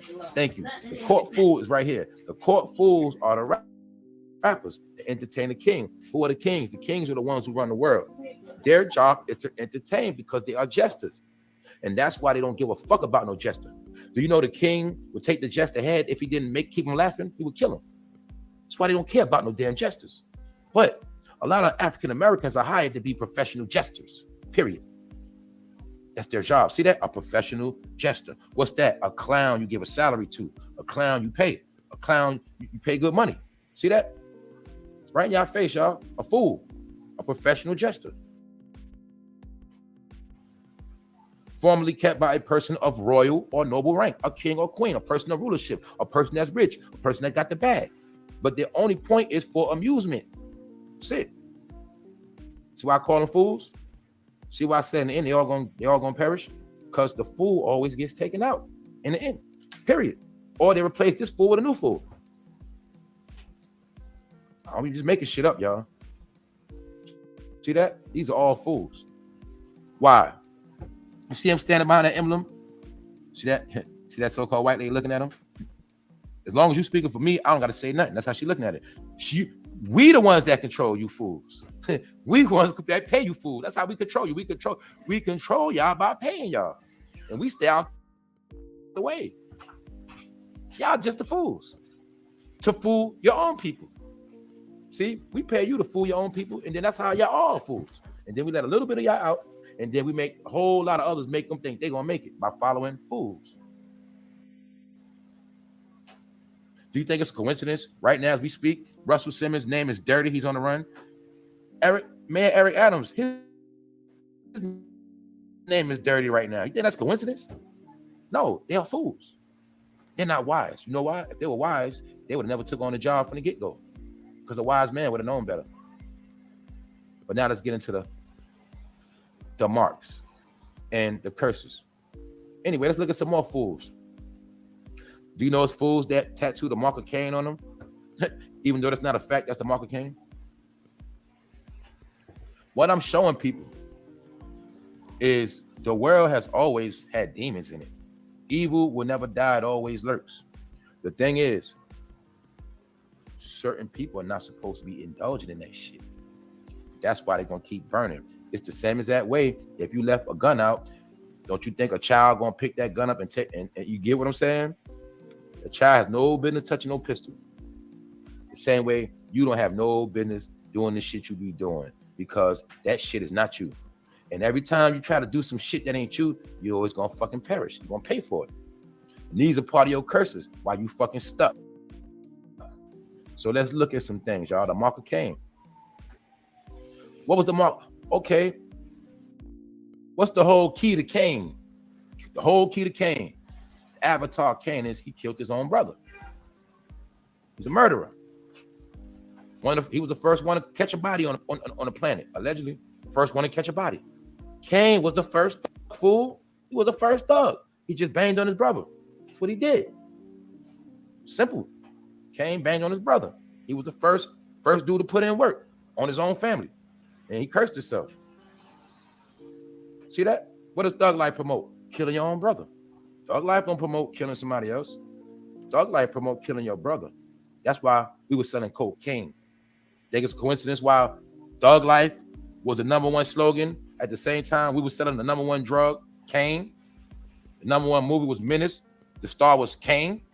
No, because they was putting curses on us. The mark of Cain. Don't die, Cain. That's also when I showed you they kept putting a death culture in our brain. They really was telling us all that time. All that time they really was telling us, y'all, was y'all gonna die. Y'all gonna die. That was like the secret message. Y'all gonna die. They kept putting it in visuals and all of that. But that's part of what is going on right now. And we've been seeing since the 90s, people have just been dying. And to go back to what I said, those are the curses where so many people have died that we don't even remember. We also know it is damn near, all you got to know is this, it is blood in damn near every foot you take in the ghetto. Somebody done died in the spot. Yep. This is part of our curses. And I say ours lightly because I don't got no curses on me. But like I say, back to the punk rock. And now we're going to look at the punk rock once again with the old school hip hop. Now that you got to understand what punk rock is, let's look at the early days of hip hop and let's see if we see any punk rock in it. You see Africa Bambaataa? You see that little girl? Look at her fingers.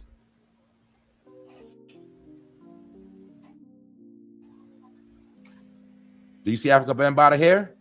Remember I told you. Black punk rockers got to wear their hair different because their hair can't hold the spikes. But you see Africa Bambaataa, you see the white punk rocker with the mohawk? You got to remember, for those who do not know, black people were not wearing no damn mohawks back in the day. That was labeled as weirdo shit.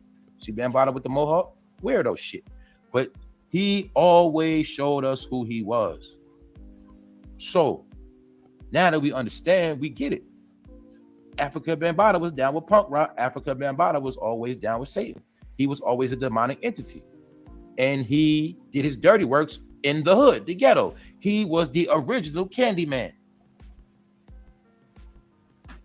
So now we can clearly see every probably young nigga, every nigga in this picture probably been finessed by him. Every last one of them. But the point is this. It's no coincidence he was in the ghetto doing what he was doing. Because the ghetto is where the curses, that's where he did curses. And don't forget, being that he was in the ghetto, every single child he violated, he put his curse on them and he ruined their life and tried to turn them into an evil entity. Because that's what it is. And you will see to this day, people still stand by him. And I told you, this is a perfect picture of what I've been telling y'all of why I do not fuck with African Americans, especially them old motherfucking African Americans, because here they go right here. And when you look at their picture, I want you to look at all those fucking fake ass elders as people like this. Some of them probably had people tell them somebody was touching on them. And those are the old heads that are turn their back and say that's a lie. They turn their back. The old heads are used to that shit, ain't they? Now, can you get it? They are just, each and every one of them are grandparents, but I bet you each and every one of them, if a child told them they were being violated, they wouldn't do shit. How do we know that? Because they wear bambata, that's how. But they black, right? Are these your brothers and sisters? What am I showing you? I'm showing you how your people are weird. They have curses on them. And this is why they're not getting nowhere. Never gonna be shit no more. Because the hole has been dug too deep. That's just my opinion. All right. So I never seen a fucking alien, and I never seen nobody get out the fucking trash super fast when time is ticking. That's my opinion. Niggas done put themselves in a situation that they can't get out. Why? Because woo, we bringing it. It's like it's some left. And if you guys would like to see the whole entire video in full, go and check him out. Go and check him out.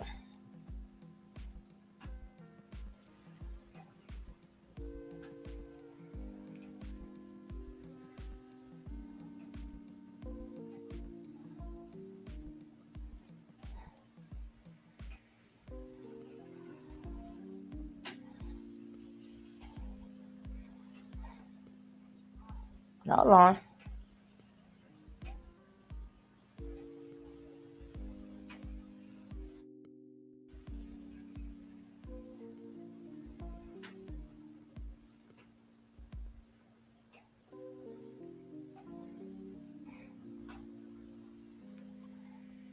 Eyes are coming.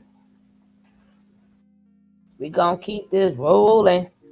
We're going to skip through a lot of this, right? Because we want to get to the other news, baby. The other news.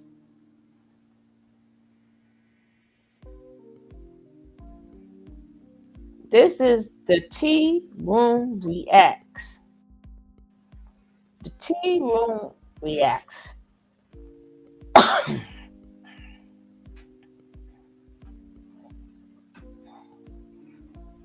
Yeah, now I'm going to keep them coming.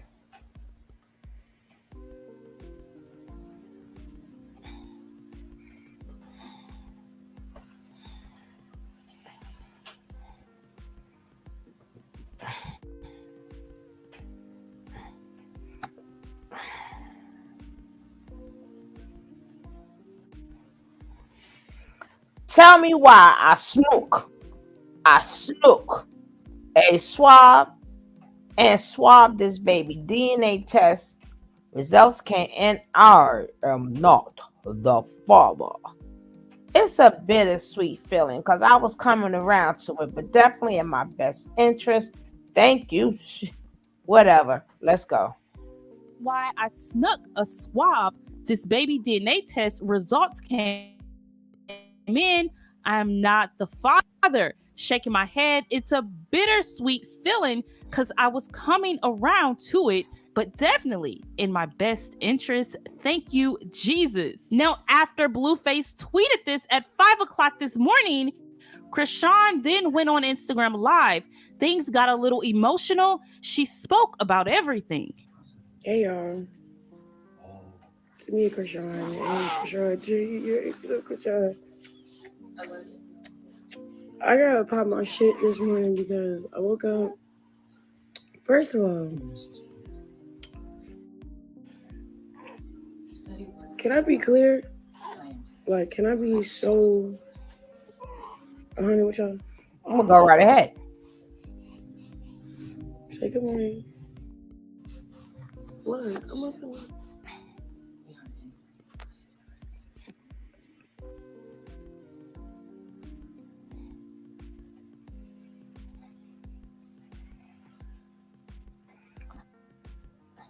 As they got us on mute, right? As she has us on mute, you just speed her up up a little bit. The nerve of her to put us on mute. The nerve.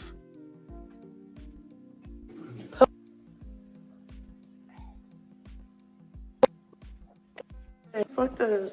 See, look, he don't even like being in the mix. Like, Suave. Okay, K Suave, nigga.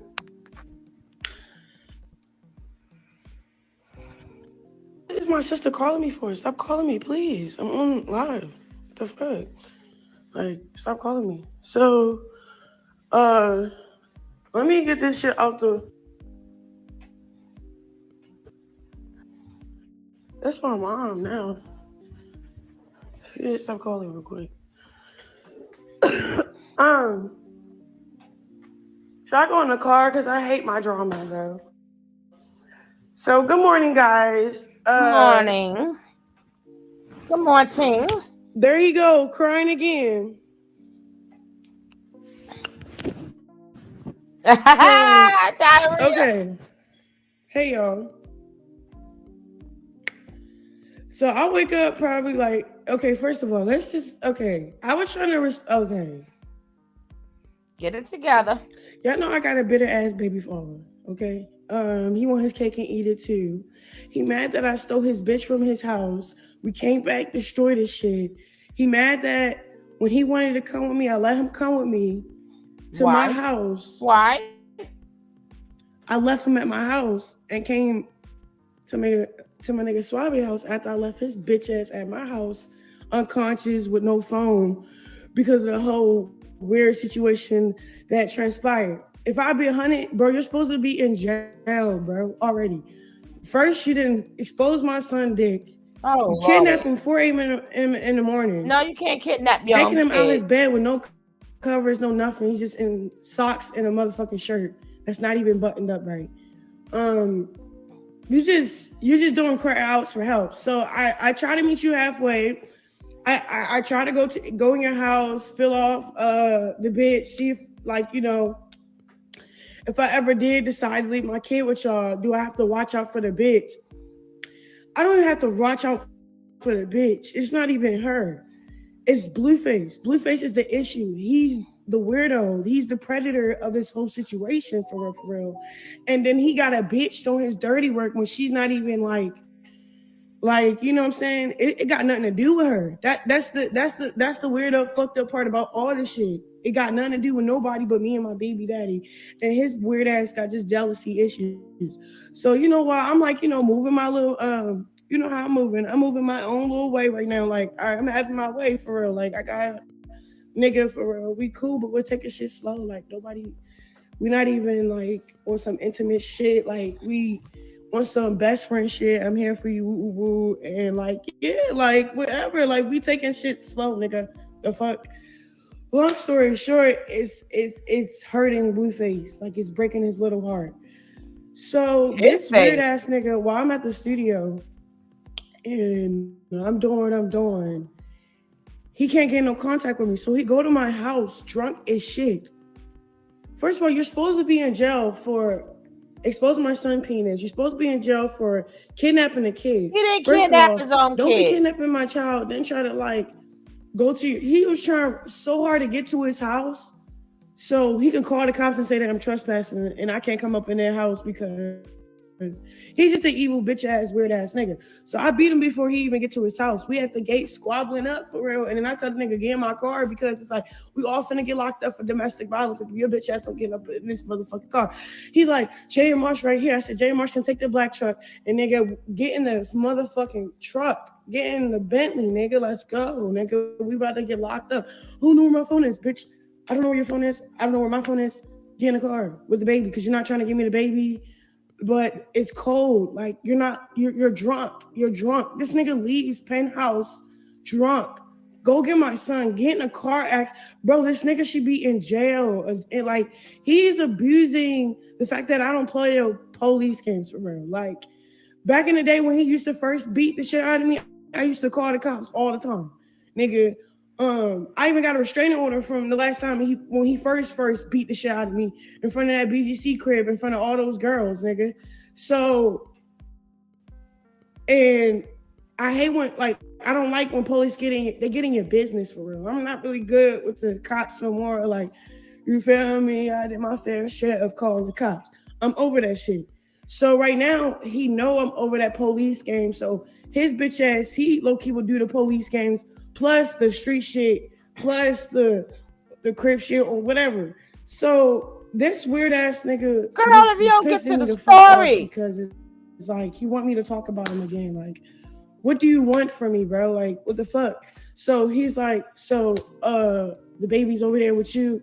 The baby's gonna be wherever I go. He's gonna be protected. He's gonna be safe. He's gonna be with his motherfucking mom. You know why? Because when I had a funny feeling when I left him with Marsh, I paid this bitch $1,000 an hour. That's why when he woke up trying to take the baby, she was like, "You gonna take me too?" Till Chrisean get to us, because respectfully, nigga, that's what she paid for. So yeah, so nigga, and he think he's hurting me when really he's hurting his son and he's hurting himself. Because I'm over here happy as shit with my new nigga, but I keep getting sucked into the bullshit because this nigga just won't let up on the bullshit. I don't know what's his problem. So last night, this nigga just kept crying. Like, what is he crying about? Oh, he called me and said, you never give me a gift. So I'm like, so you gonna let a bitch? Because the bitch, Jaden, we was drunk. We was swapping information, but I don't know if she fabricated anything. I don't know what the fuck she said. Whatever she said triggered him. Because he called me saying, yeah, Whoop-de-Woo told me that you bought Suave a gift. You mad that I bought a nigga something from the jeweler? What if I didn't? What if I did? What? Why the fuck does it matter? Why are you calling me talking about a gift? You never gifted me nothing. Oh, crap, that's not my baby.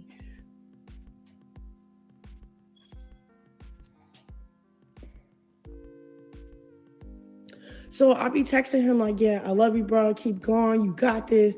I be trying to motivate him to stay positive because I'm scared to sleep at my house. This nigga will come in my house either asking where he's going to be.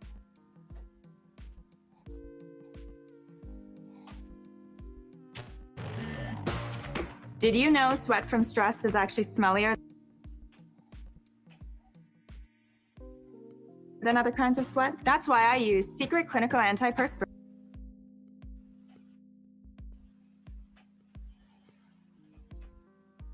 Like, my eye was black the other day. I got stomped out on each side of my body, bro. Like,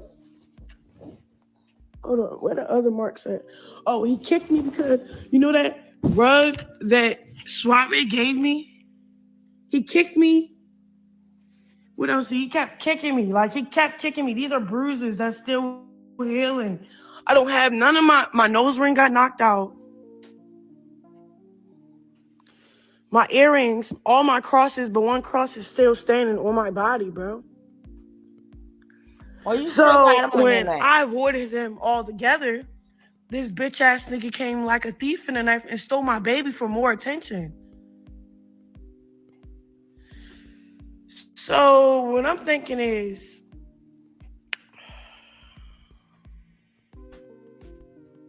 and that's an old bruise, and not I'm a not new playing bruise. those police games because I'm trying to clear up my warrants right now. I have court, all type of shit, bro. That's an old bruise, but the other ones could be. But I swear to God, bro, I'm finna go to the motherfucking police station and just say, fuck these warrants. Both of us need to be in jail then, because it's like, how am I going to protect my son from somebody that's such a threat? First it was his penis. Now, and then my baby, I think he got a cold from that night. Like, oh nigga, Lordy, it's like congested, all type of shit. Like, poor baby. What? Like, what? I'm like, bro, this shit is ill. So last night, I'm like, so then he tried to make the gift, whatever I gifted Suave. He tried to make the gift a reason to beef. So he was like, okay, so you ain't gift that nigga whoopty boo. I said, what are you talking about? I don't know what you're talking about. Do you want to see your son? What are you talking about? What are we talking about? He like, did you or did you not answer the question? I'm like, so you letting your other BM make you mad at me because of what I gave another nigga, supposedly? Supposedly. And I'm only saying supposedly because I'm gonna watch my mouth, because the way you get triggered, the way shit make you mad is really, really sick. Like,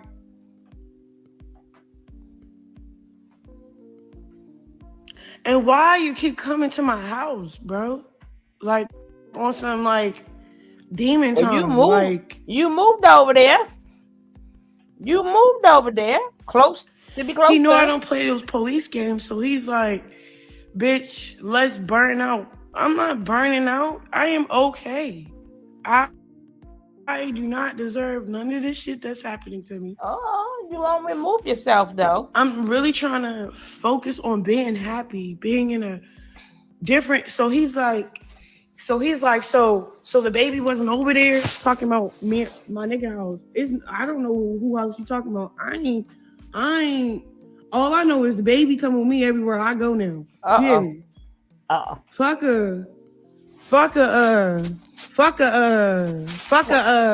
baby. Jason Lee, do you want to get up on here and interview me, my nigga, and ask all the right questions? Because I need to get my story out here, Jason Lee, and this bitch ass nigga got me fucked up.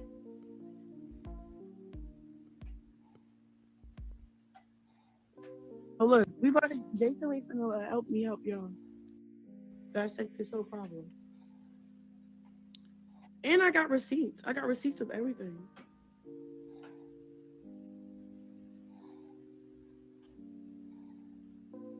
Blue just a clout chasing ass nigga and might be gay on the low and might be having a crush on Jason Lee. So he just purposely go out his way just to go to Jason Lee to talk shit, only to lie. Knowing damn well that's his fucking crush. Like, you know Jason Lee likes you. So why are you so pressed to tell him the gossip and the tea? Like he really don't give a fuck about you. He just want the gossip and the motherfucking tea. This nigga so motherfucking gay. It's so motherfucking annoying. Like, bitch, go grab your bro. It's cool because I ain't trying to really. Mr. Clean Multi-Surface Liquid Cleaner. Enjoy the.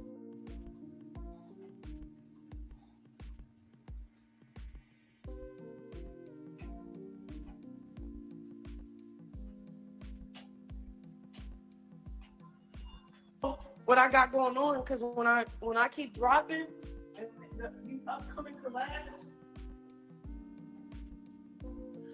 like I got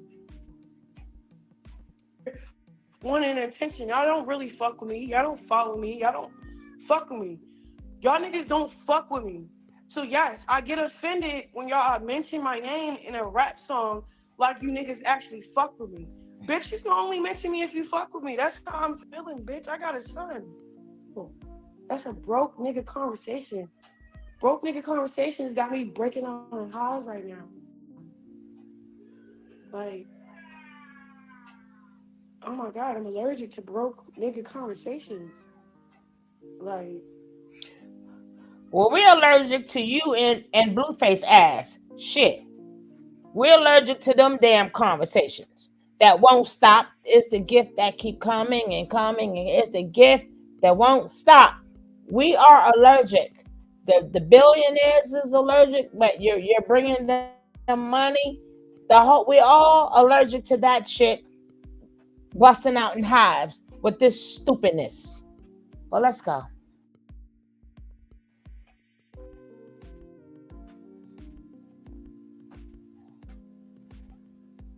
and I'm really having my way, so I'm not bitter.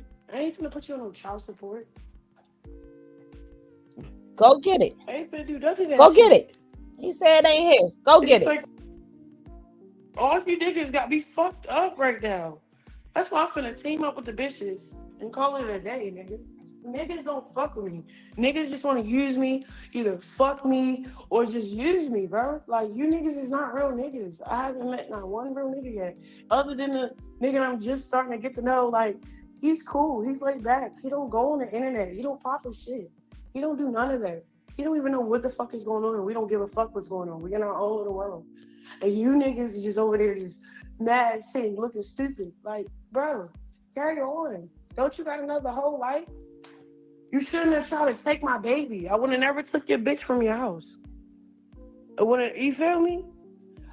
How I steal your bitch, bring her back, fuck up your house, and let y'all know I'm ready to go, because I'm ready to go see my nigga. Like, he mad that I'm even indulging in this freak fuckery shit anyway. The fuck is y'all talking about?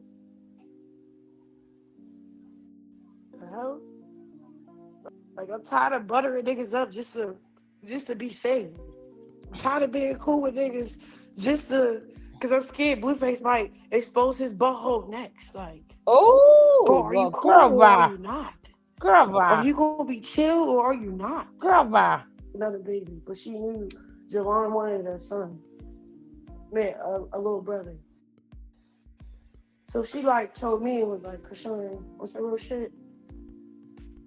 Your baby precious, and she held my child, bro. And she was like, we just said sorry to each other, bro, because we didn't have no clue that this nigga Blueface is just an evil ass bitch ass nigga. And But he was we using knew. both of us to just go up against each other when really we were supposed to reconcile for the kids.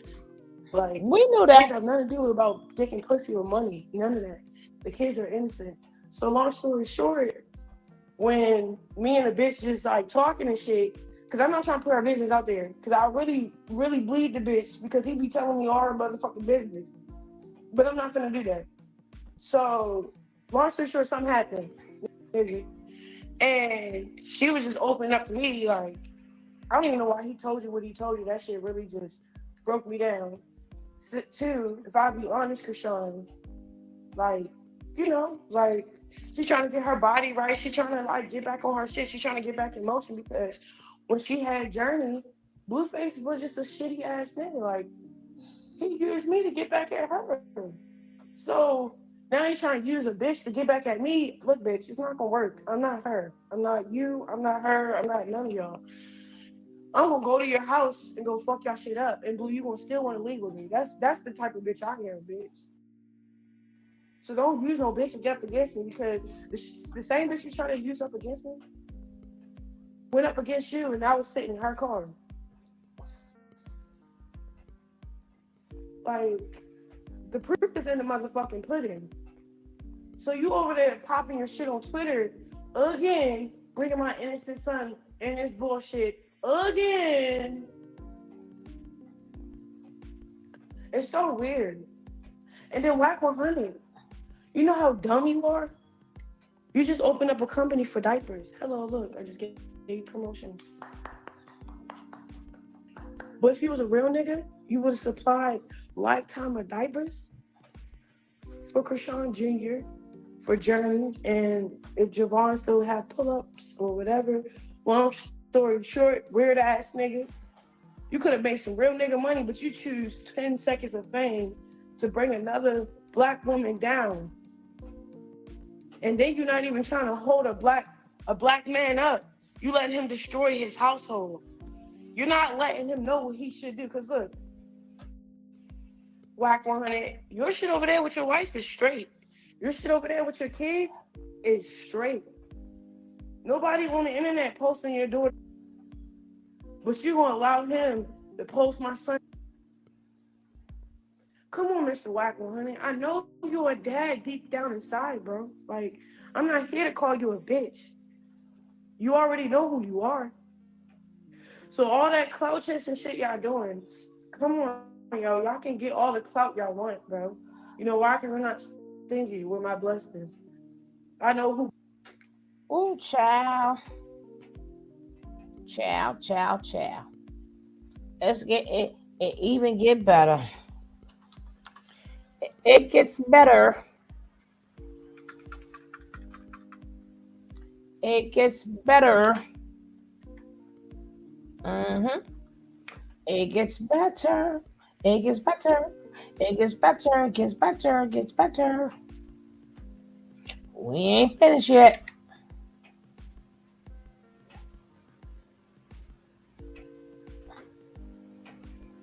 Mm-mm-mm.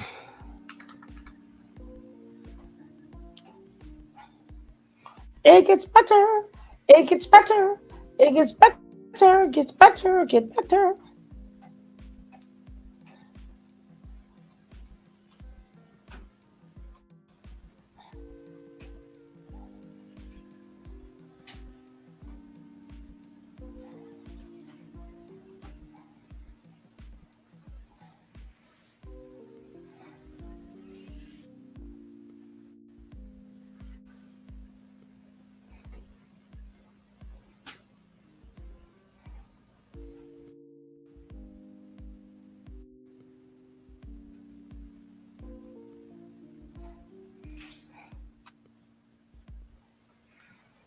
Woo, child.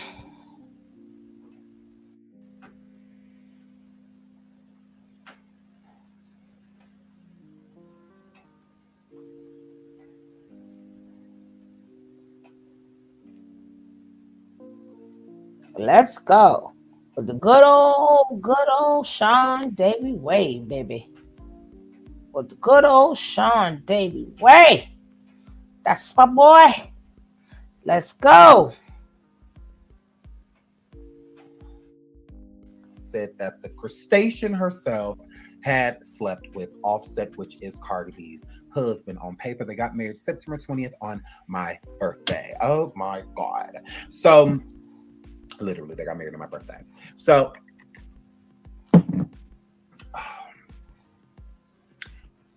we have to go get the tea to see if Blueface could be telling the truth. And I found some stuff out along the way. Ooh. Okay.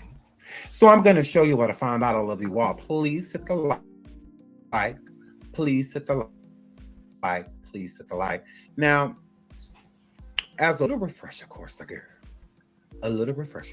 let's pull this right on up real messy like, and then I'm going to go show you what, I gathered, upon our short exit from each other. Y'all know me, I'm messing. I need this, I need that, I need this, I need that. So, guys. So now we're talking about this earlier. Blueface drops date and time Chrisean allegedly smashed Offset, November 10th, 4 a.m. Just put that on the screen so y'all can see it, huh?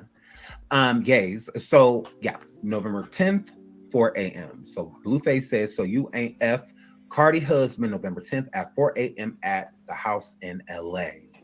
I'm making this up, question mark. Now, I want y'all to pay attention to that because, Blueface, Jonathan is a little piece of slow. Okay?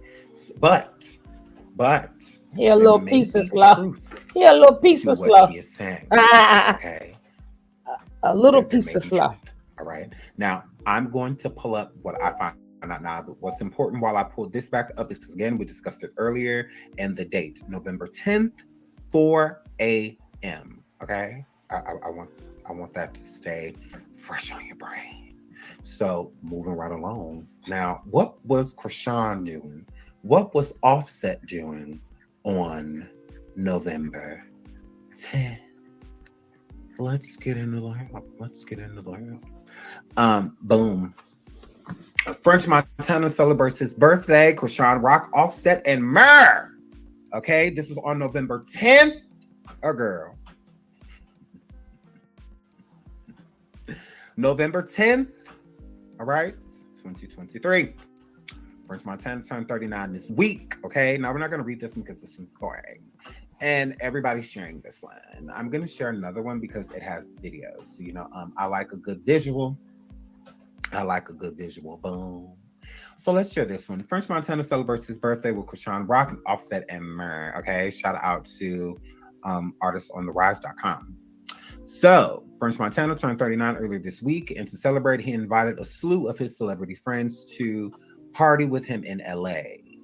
The party themes was Playboy Nights, a boasted and plethora of live entertainers, fire dancers, nearly nude DJs, and more served to make the evening one to remember.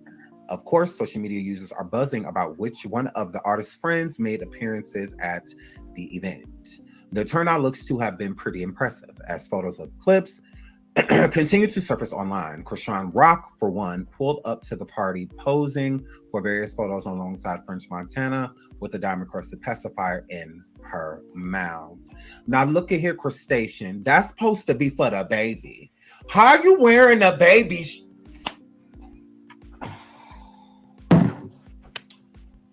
Did Chrisean Jr. say that you could wear that? Oh my goodness. Oh my goodness. Oh my goodness. Oh my goodness. Sweetie, I haven't even reached for my back yet. Sit still. Okay. I haven't even reached for my back yet. Okay. Just know that I bring receipts with the things that I'm saying, girl. I'm not basic, so I'm not just gonna come forward like I think this and I think that and I think that. No, I'm gonna bring things to back up what I'm saying, girl. Saying that that person's reaching with no information to add to the equation makes you look dumb, not me. So, but yeah, sit back. Okay, we're just getting started. Okay, we're just getting started. Chrisean, sit back, or not. Watch them.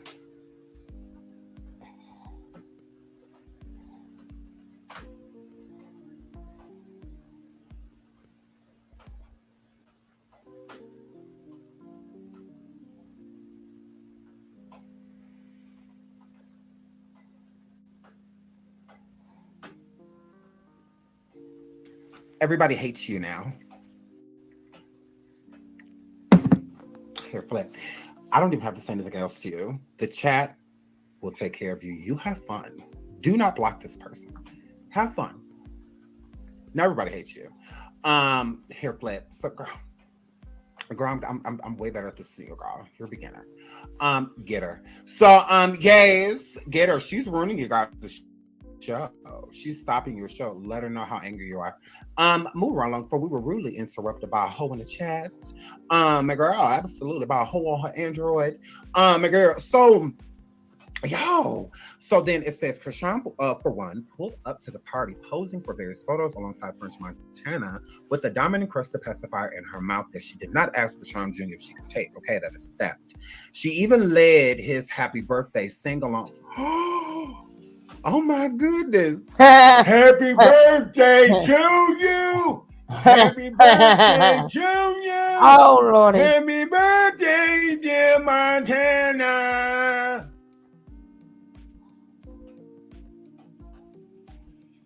Hey, Blueface, I had to get a new blue. My girl, gone, girl. You mad at Chrisean, girl? Oh, Lord. Oh my God. Happy birthday to you. With a pacifier in your mouth? Girl, Oh, Lordy. Do that at? Girl, where did do that at? Girl, la la la la la la la la. So, the girl, they're mad. So, guys, and then it says that Offset and Chris Brown were also spotted having a good time at the event, despite the latter being busy with his brand new LP that arrived today, 11/11. Look at this video. Look.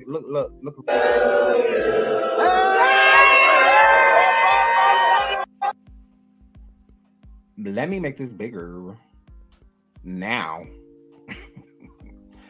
How do I make this bigger? I can make this bigger. Yeah, so this is her at the party because she got this pacifier in her mouth too. Hold on. She got this pacifier in her mouth too. Look. Hold on, look at this. Actually, go to this profile so I can make it bigger. I'm not going all the way back to, hold on. I'm not going all the way back to November. Yeah, we might have to skip the. What is it? I want it to be bigger. I want it bigger. Does that say Chrisean Rock? No, it doesn't. Anyways, because I want y'all to see, her at this party. Okay. Totally gonna see it. Okay, I'm gonna pull it up. Is it?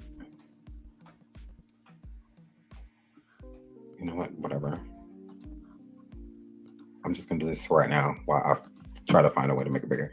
Okay, so here. Chrisean. Oh, yeah. Look what she got in her mouth. Hit the light. Hit the light. Hit the light. Hit the light. Yeah, man. Wicked man. I'm still looking for the So I'm trying No Blueface, the real baby face. Pappy. That is it. They go to baby Pappy girl. Look. Jamaica, Look at man, her. think of being Jamaica to be. Get that baby. That is Pacifier. Oh, this is on November 29th. Offset. Offset. Well, this is crazy. Okay, anyways. So I found it, but in the process of that, I'm going to pull this up. Okay. So clearly, French Montana had no shortage of recognizable faces there to cheer him on as he celebrates yet another successful year. Though the hitmaker was all smiles during the event, he recently just found himself in some hot water during a trip to Colombia last month. Colombian authorities stopped him in his tracks to conduct a thorough search of his private jet. Luckily for him, they didn't find anything was up his butt. But that didn't stop him from or detailing the pit stop on social media. Now he talked about it, we don't care. Now, he said that this happened at 4 a.m. on November 10th. Now, there are people in chats and stuff that were saying earlier that, oh, well, this is impossible because Chrisean was at Tamar Braxton's concert that night. This is when she hit James in the face. Okay, hold on, let me pull that up real quick too instead of talking. Let me pull it up. Let me pull it up right here. Chrisean Rock accused of after fight occurs at Tamar Braxton's show. Okay, now right here, it was all good when the reality TV star showed up to Tamar Braxton's show in Los Angeles on Friday night, November 10th. According to Braxton's friend LaTroy Davis, Rock was scheduled to make a surprise appearance on stage with Tamar during her show. So now this did happen on the 10th, okay? The 10th of November. Here's the thing. That does not exonerate Chrisean. It does not. You want to know how? How? It doesn't exonerate her. Tell us It doesn't more. exonerate her to say that she didn't do anything with him because it was at 4 a.m. Blueface said. So technically, because Blueface is slow, it didn't happen on the 10th. It happened on the 11th at 4 a.m. is what Blueface is stating. But since the 10th, you know, it was the day all of the events happened on, is why I'm assuming he just corresponds to the date of the 10th when he means 11 or 4 a.m. on November 11th instead of 4 a.m. on November 10th, right? Here's the thing. After Tamar's event, the concert that she had, and Chrisean allegedly put her hands on James, she said she went to a party after. I vividly remember her stating that in a live with DJ Sky, when they were sitting at like an airport or something. She stated that she went to a party after. Okay. That party could be where Offset was. Okay, because French Montana's party went all night.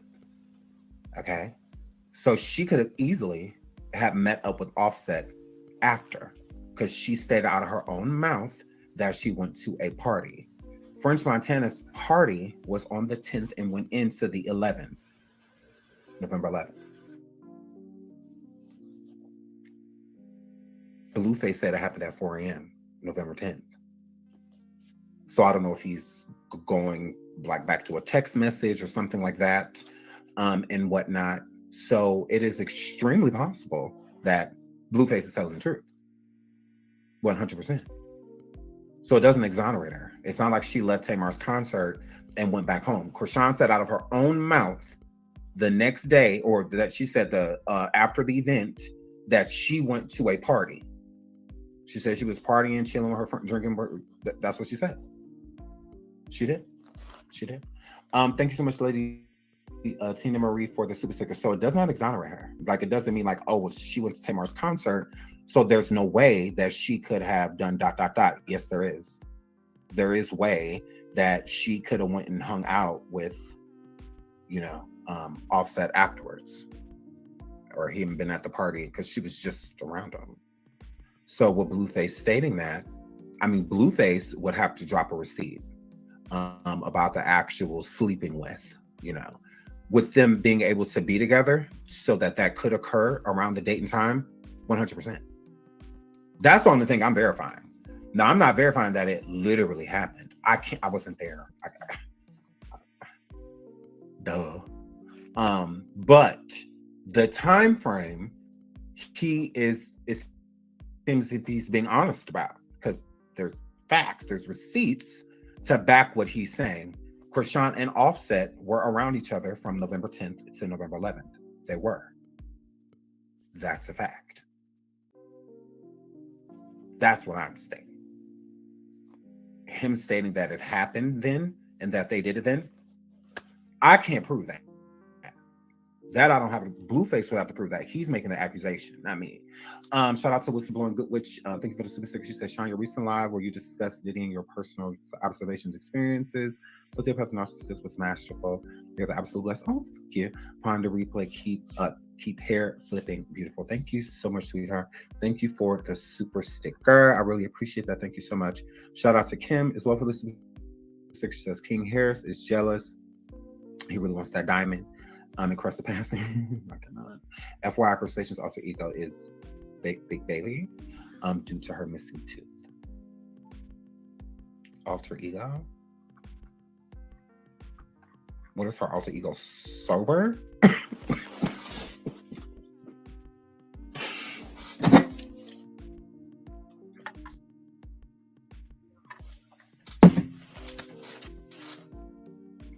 I understand Roman with Nicki. You know, she totally get that. Beyonce and Sasha Fierce, when she hair flips and Beyonce leaves. Now I totally get that. Alter ego, totally. Eminem and Slim Shady, totally. Totally get that. The whole alter ego thing, girl. Chrisean got an alter ego?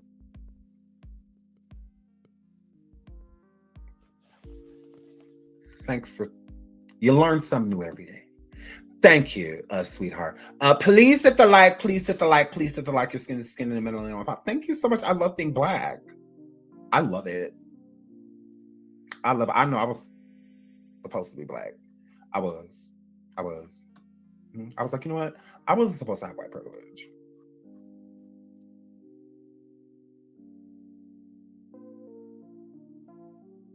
It's a little piece of suya.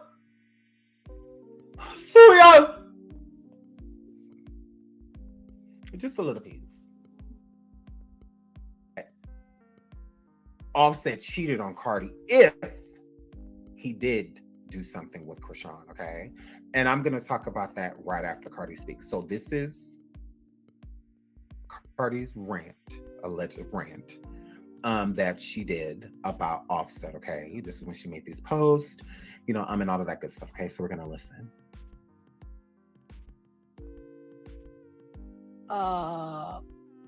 Career-wise, financially, and personal life. I know where I want to be at next year. You know what I'm saying? And you got to get rid of that way. And when it comes to that way, it's just like that way I'll say mentality, procrastination, laziness, and people. Because a lot of people are dead way too. And sometimes, you know, I feel like as a Libra, when it comes to people, we always want to protect their feelings. We always want to protect their image. We just want to protect people. Like, how would they feel? Or how would life without me will be for them? Fuck that. Next year is gonna career-wise, financially, and personal life. I know where I want to be at next year. You know what I'm saying? And you got to get rid of that way. And when it comes to that way, it's just like that way I'll say mentality, procrastination, laziness, and people. Because a lot of people are dead weight too. And sometimes, you know, I feel like as a Libra, when it comes to people, we always want to protect their feelings. We always want to protect their image. we just wanna protect people. Like, how would they feel, or how would life without me will be for them? Fuck that. Next year is gonna be, career-wise, financially,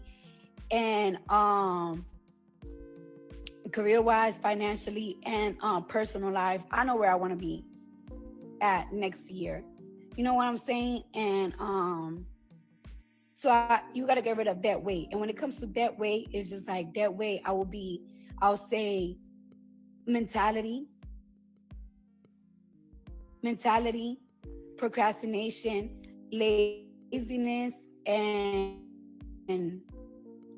people. Because a lot of people are that way too. And sometimes, I feel like as a Libra, when it comes to people, we always want to protect their feelings. We always want to protect their image. We just want to protect people. Like, how would they feel, or how would life without me will be for them? Fuck that. Next year is gonna be,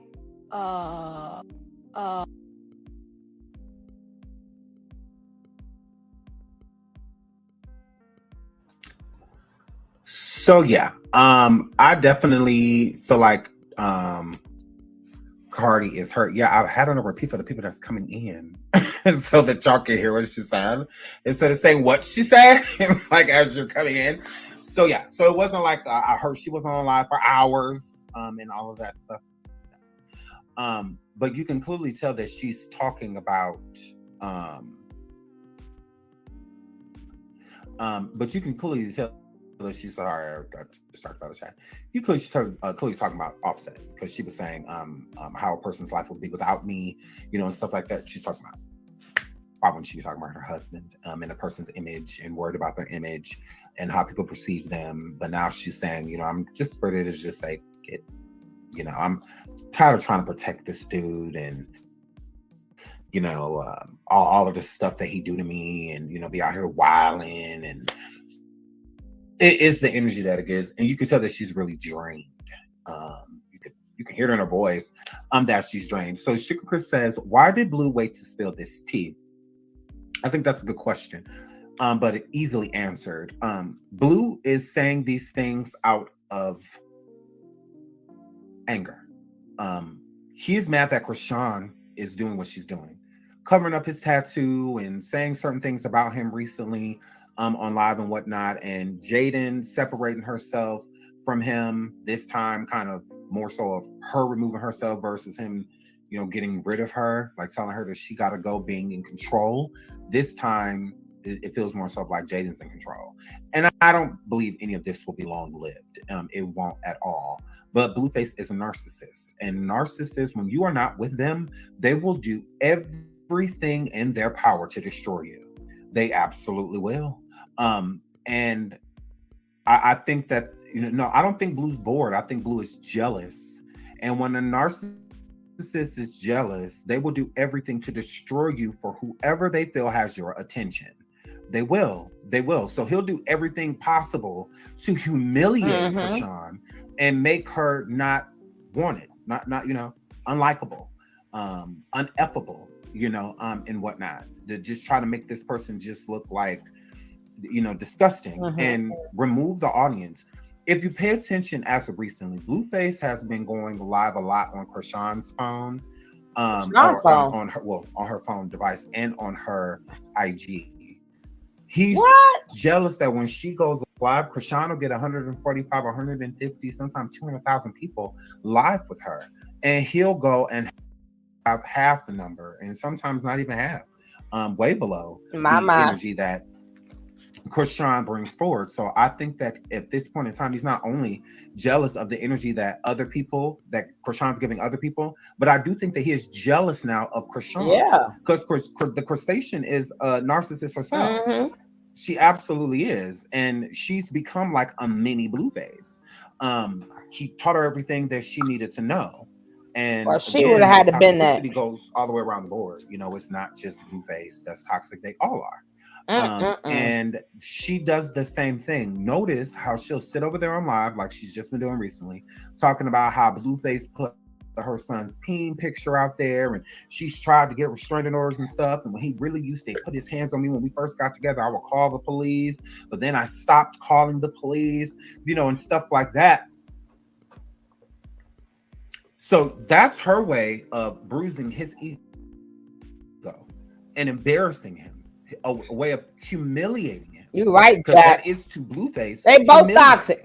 You sitting over there saying tired of that this. he hitting on women, and that he is a stalker, and that you're scared to go home and things like that. That makes him look bad. That doesn't make him look good. And a narcissist does not like being disrespected. They don't. Nothing good about it. Although they appear to not care about what you think, they do. So Blueface will appear to the public that he don't care about Chrisean or care about what Chrisean thinks, but he does. And he likes to weather the energy that she puts out against him. What's up, love? The narrative. Chrisean has been taking the narrative. So now he has to take it back. And this is his way of taking it back. Something that he would have normally, while having her under his control, he wouldn't have said this. But now, since he feels like he's literally losing control of her, he's going to put all of her skeletons out there. So we don't necessarily know that Blueface is telling the truth. There's a high probability that he could be. He could be being honest. And if she got any compensation out of doing anything, well, Offset, because again, they throw money at these women. If she got any compensation out of it as her pimp, there's just because Chrisean is not telling y'all that she's still giving Blueface money, she is. She's still, because when you love somebody, when you feeling for him, when you down for him, there will be certain things that you will do. There's plenty of females and men in the crib right now, that's here right now, that has done certain things financially for the person that they've been in a relationship. No, sir. It's no different. So it's not that Chrisean is not giving Blueface money. It's just that she gets to control when she gives it to him now. A lot of these arguments, him snatching the baby and whatnot, everything is not just about SCX. A lot of it be about money too. And controlling her when it comes to that. And he's losing control. He feels her slipping from his grip. So he has to bring her back in. Embarrass her enough, bruise her ego enough to get her to come back to him on bended knee, so that he can take the narrative, basically her narrative back. If you listen to Chrisean when she was sitting in the car with Jaden, and she was telling a story about what happened between her and Blueface, and she stated that she thought it was sweet, basically, that Blueface cared that the baby, who the baby was with, and then in the same breath, where her saying that, she said to Blueface, "I see you want to do something. So what way you want to do it? How do you want to do this?" Again, Blueface making her feel bad to give him back the control. So she was even basically on bended knee, like, okay, well, how you think this should go? Clearly your feelings hurt, like how you want this to go, making her feel like she's done something wrong. How does she do something wrong if her son was with the babysitter? He was safe. There was nothing happening to him. And then he comes at 4:00 in the morning and tries to remove the baby because she's hanging out. Well, the baby's safe. The baby's fine. Why can't she hang out? Like, why? What's the purpose? And she was supposed to at the I studio. don't even know. So she's not only sharing, she's working. What's the problem? The problem is that you want to control her. So this is your way of gaslighting and manipulating her into feeling like you care. So now Chrisean's doing the same thing to him. He has to take the power back. So again, it doesn't mean that he's lying about this and coming forward with a cap because he's mad at Chrisean. No, meaning that it's a lie. No, I feel like he feels that she pushed him to the edge, to the narcissistic edge. Like, now you're gonna make me show your hand. So he's willing to say anything, at this point now. Some of it may be true and some of it may not be, but with both of them being narcissistic, again, Chrisean says she already filed charges on him about the whole baby thing. And then she'll speak again and state that the only time she's filed charges was back in the day when he was first doing it, and so it's like, she doesn't tell the truth either. She, definitely indulges as well in not being honest. So yeah, so it's hard to determine who's right, but I think that this is why Blueface is doing it. And then again, there have been talks that Chrisean and Blueface and Jaden have sat down with Zeus as of recently. Oh, hell no. I mean, this could all be storylines Oh, hell and no. plots and twists and Oh, all of this stuff, and try to involve as many people as possible. But family what makes hustle. me think that this has some truth to it? It's Cardi. Cardi B. So, because you know me, I'm gonna break things down, and I'm gonna look at every That's right. aspect. What makes Break me it down. think, Break and it this down. has Break it nothing down. to do with Blueface or Chrisean, Ooh, is what makes me think that this may have some truth to it. Miss Cardi. It could have been another chick. Oh, Another no. chick on the side. I'll just go to the neighbor. Sure, you got another chick. Another chick on the side. Okay. I think for sure now. That's what makes me believe that there may be truth Uh-huh. to. Let's see. All right, what's going on? Dot, dot, dot, dot, dot, dot. I must have flew past it. Opposite. So, yeah. What makes me think that there is truth to this is this right here. Oh, why? Oh, why? Oh, why? Why? What? Please hit the like. Please hit the like. Please hit the like. Don't forget hit the like. Comment. What makes me think that this Subscribe. may have some truth to it is because Offset says, I ain't never talk or touch that lady. Real talk, man, you need some help. One, there would be no reason to respond to this if it wasn't true. Well, he might need to respond. Somebody in Offset's, stature. There would be no reason. And Maybe he thing that needs makes to. me think that this has Because truth Cardi to gonna get Offset him. speaking. This is why Offset, if I were you, I would have shut up. I would not have said anything because Hey, Miss Rye. ooh, Offset. You met Chrisean at the party. You did talk to her. Uh-oh. You did. Uh-oh. Chrisean said hello to everybody. Offset, you had on a white sweater. Uh-oh. She said hello to you. Uh-oh. She said hello to Chris Brown. Uh-oh. All of that. And Offset and Chris Brown don't have the best rapport. So, they're on complete sides because they beefed before. Hey, babies. So Chris Brown and Offset, Chris Brown has gotten into a Quavo. One person Chris Brown didn't get into was Takeoff. But he got into it with Offset multiple times. They exchanged words and DMs. And the same thing with Hello. Hello. Hello. Hello. Can you hear me? Who's this? Warriors. Yes, can I hear you? Who's this? Fine. What's your name? Buck. Huh? Buck. What you got to say? I just want to What? follow up. Can you hear me? Is it cutting in and out? Yeah. I just No, we hear enjoy you. your content. Oh, thank you. Anything else you want to say No. on this situation? Oh, it's crazy. It ain't giving you a headache. When people get a bunch of people's stuff, it does. Yeah. Yeah. Yeah. But you think they keep putting us in their stuff? Nobody asks us. Nobody asks us for this, We don't ask them for this. True. But thank you for being a subscriber and thank you for coming up. I appreciate you. No problem.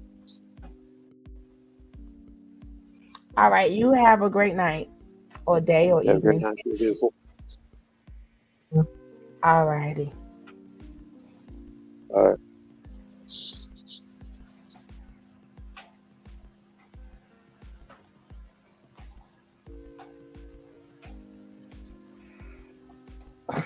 Let's get back there. And that's very nice for Buck to come on up here. You need to put some clothes. Buck, put some clothes on, okay? Put some clothes on, Buck. Now let's get back into this because I'm trying to figure out, girl, you done went to the party with the pacifier. Potter, you done went to the party with the pacifier, girl. Jeez. Let's go. It's Quavo. Chris Brown has had smoke with both of them. So with him stating that I've never talked to the, now I understand him saying touched, but talked, you did talk to her. You did. You were there. Also, I was at this party, he had on a white sweater. He did say hello to Chrisean. Yes, he did. Mm-hmm. Yes, it is. Also, was really close to, and then here's, let me pull this up too. Yes, it is. So for him to say, I've never talked or no, I don't know about the whole touching part, but you have talked to her. You have talked to her. If you look at the pictures from this party, here's a picture of Offset right here. But if you let me make this bigger. Okay, well, actually, I'll just download the picture. Just download it. But if you look at the pictures from French Montana's party, Offset, you did meet her. Oh, you did. Because at first I'm just like, okay, but then I looked at the pictures at the party. You did meet her. You had on a white sweater. You did. You like arm like that hugged her, and so to say you never talked to her, don't do that. I'm like, that's a little far. Now I don't know about the whole touch part. We all were at that party together, and Chrisean did the led the happy birthday to French. So all eyes was definitely on her. So you know who Chrisean is. Like you know who she is. And you did talk to her. So like that, don't do that. Don't come on now, Offset. I'm like, no, that's a little far to say that, and that this was just a November girl. Also, we're gonna make it seem like this was November 2022, so it was a while ago. So you don't remember. Please hit the like. Please hit the like. Please hit the like. Please hit the like. So I'm just like, yeah, I don't know. I don't know. No, I'm not gonna say. I mean, because who knows? Maybe he was lit. But you did speak to her. That is true. You did speak to her. I was lit. She introduced herself. She did the same thing with Chris Brown. Remember and other people that were there at the party. He don't remember friends because they say it was a slew of celebrities that it really wasn't. The most famous people there were Chris Brown.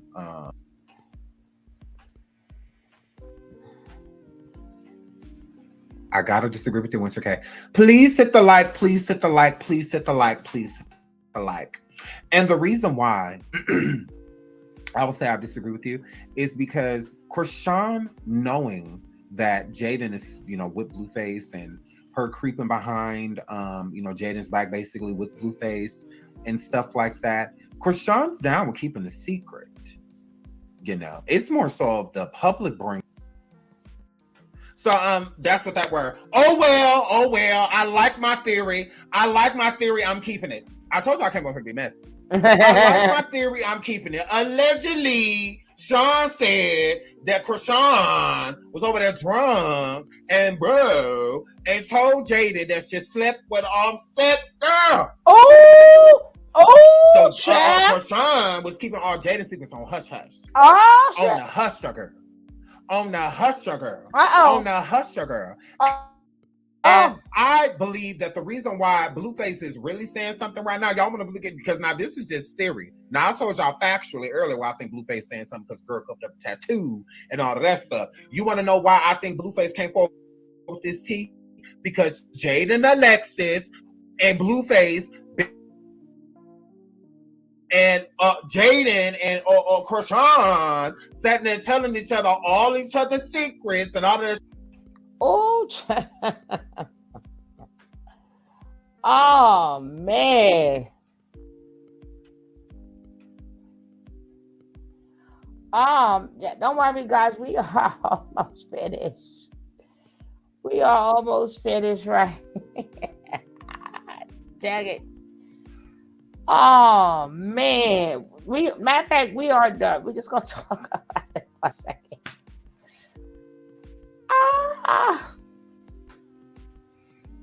Oh man. He said she done cheated. She told me, he said, that's what he said, baby. That's what he said. So now we already talked about the entertainment business. We talked about how it started out messy from a beatdown place. When I say beatdown, I am not necessarily just talking about the Bronx. The whole damn New York was beat down. I don't know about Staten Island, but we were beat down, and it came from an innocent place. Came from an innocent place, and now they're bringing all of that back to 2023. Now we finding out who daddy is who. We finding out who affiliated with who. And these people was before rap.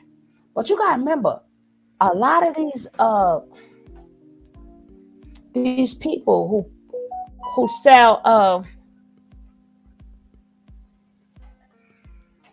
lot of these people, remember, they wasn't doing this just with rap.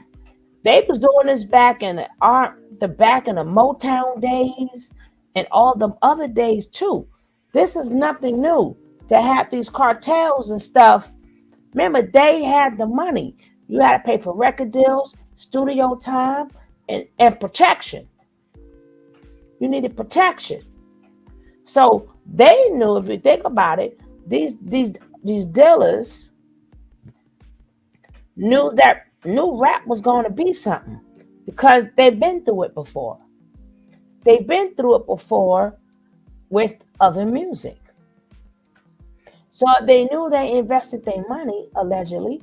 If they invested their money, that, it started out from the concrete, but it was going to grow. Not into this, though. God damn it. I got to go speak to some of them cartels. Yes, I have to change it up. I have to go speak to some of these cartels and say, listen, this is what the hell you funded. Now we stuck with this. We are stuck with this. Thank you kindly. But it was always scandal from disco. Yeah, from disco, R&B. I don't care what music it is. Unless you already knew somebody and maybe you won these talent shows. But like for doo-wop, because doo-wop was a street thing. You know, doo-wop was on the street just like hip-hop. They started on the same streets singing to girls, right? Trying to get a girlfriend, you started singing to girls, right? And then after a while, you got the backup singers, and next thing you knew, you had a whole group.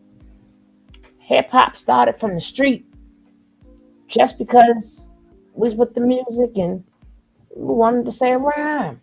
What we thought was a rhyme. You know what I'm saying? So these cartelists done set us up. So now we stuck with this shit. Nobody did not ask for.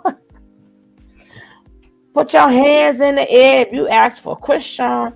I mean, I know they got, like he said, they got a bunch of subscribers. We are not one of them. They have a lot of subscribers, but we are not one of them. But we did want to cover the story. I don't know if I'm gonna cover the story again. I don't know. I don't know. Don't hold me to it. But if I do, it will not be often. Or it better be something juicy, and juicy. But it ain't juicy, and juicy. But either way, guys, we are finished. We're here today. I wanted to get some more, but we're going to do that tomorrow. It's been raining. We are flooded out here. We are flooded. It's been raining all day. I mean, you can swim out here, right? You could swim out here. So everybody's sort of kind of not feeling good, or they're tired, or the weather just got you in the mood. But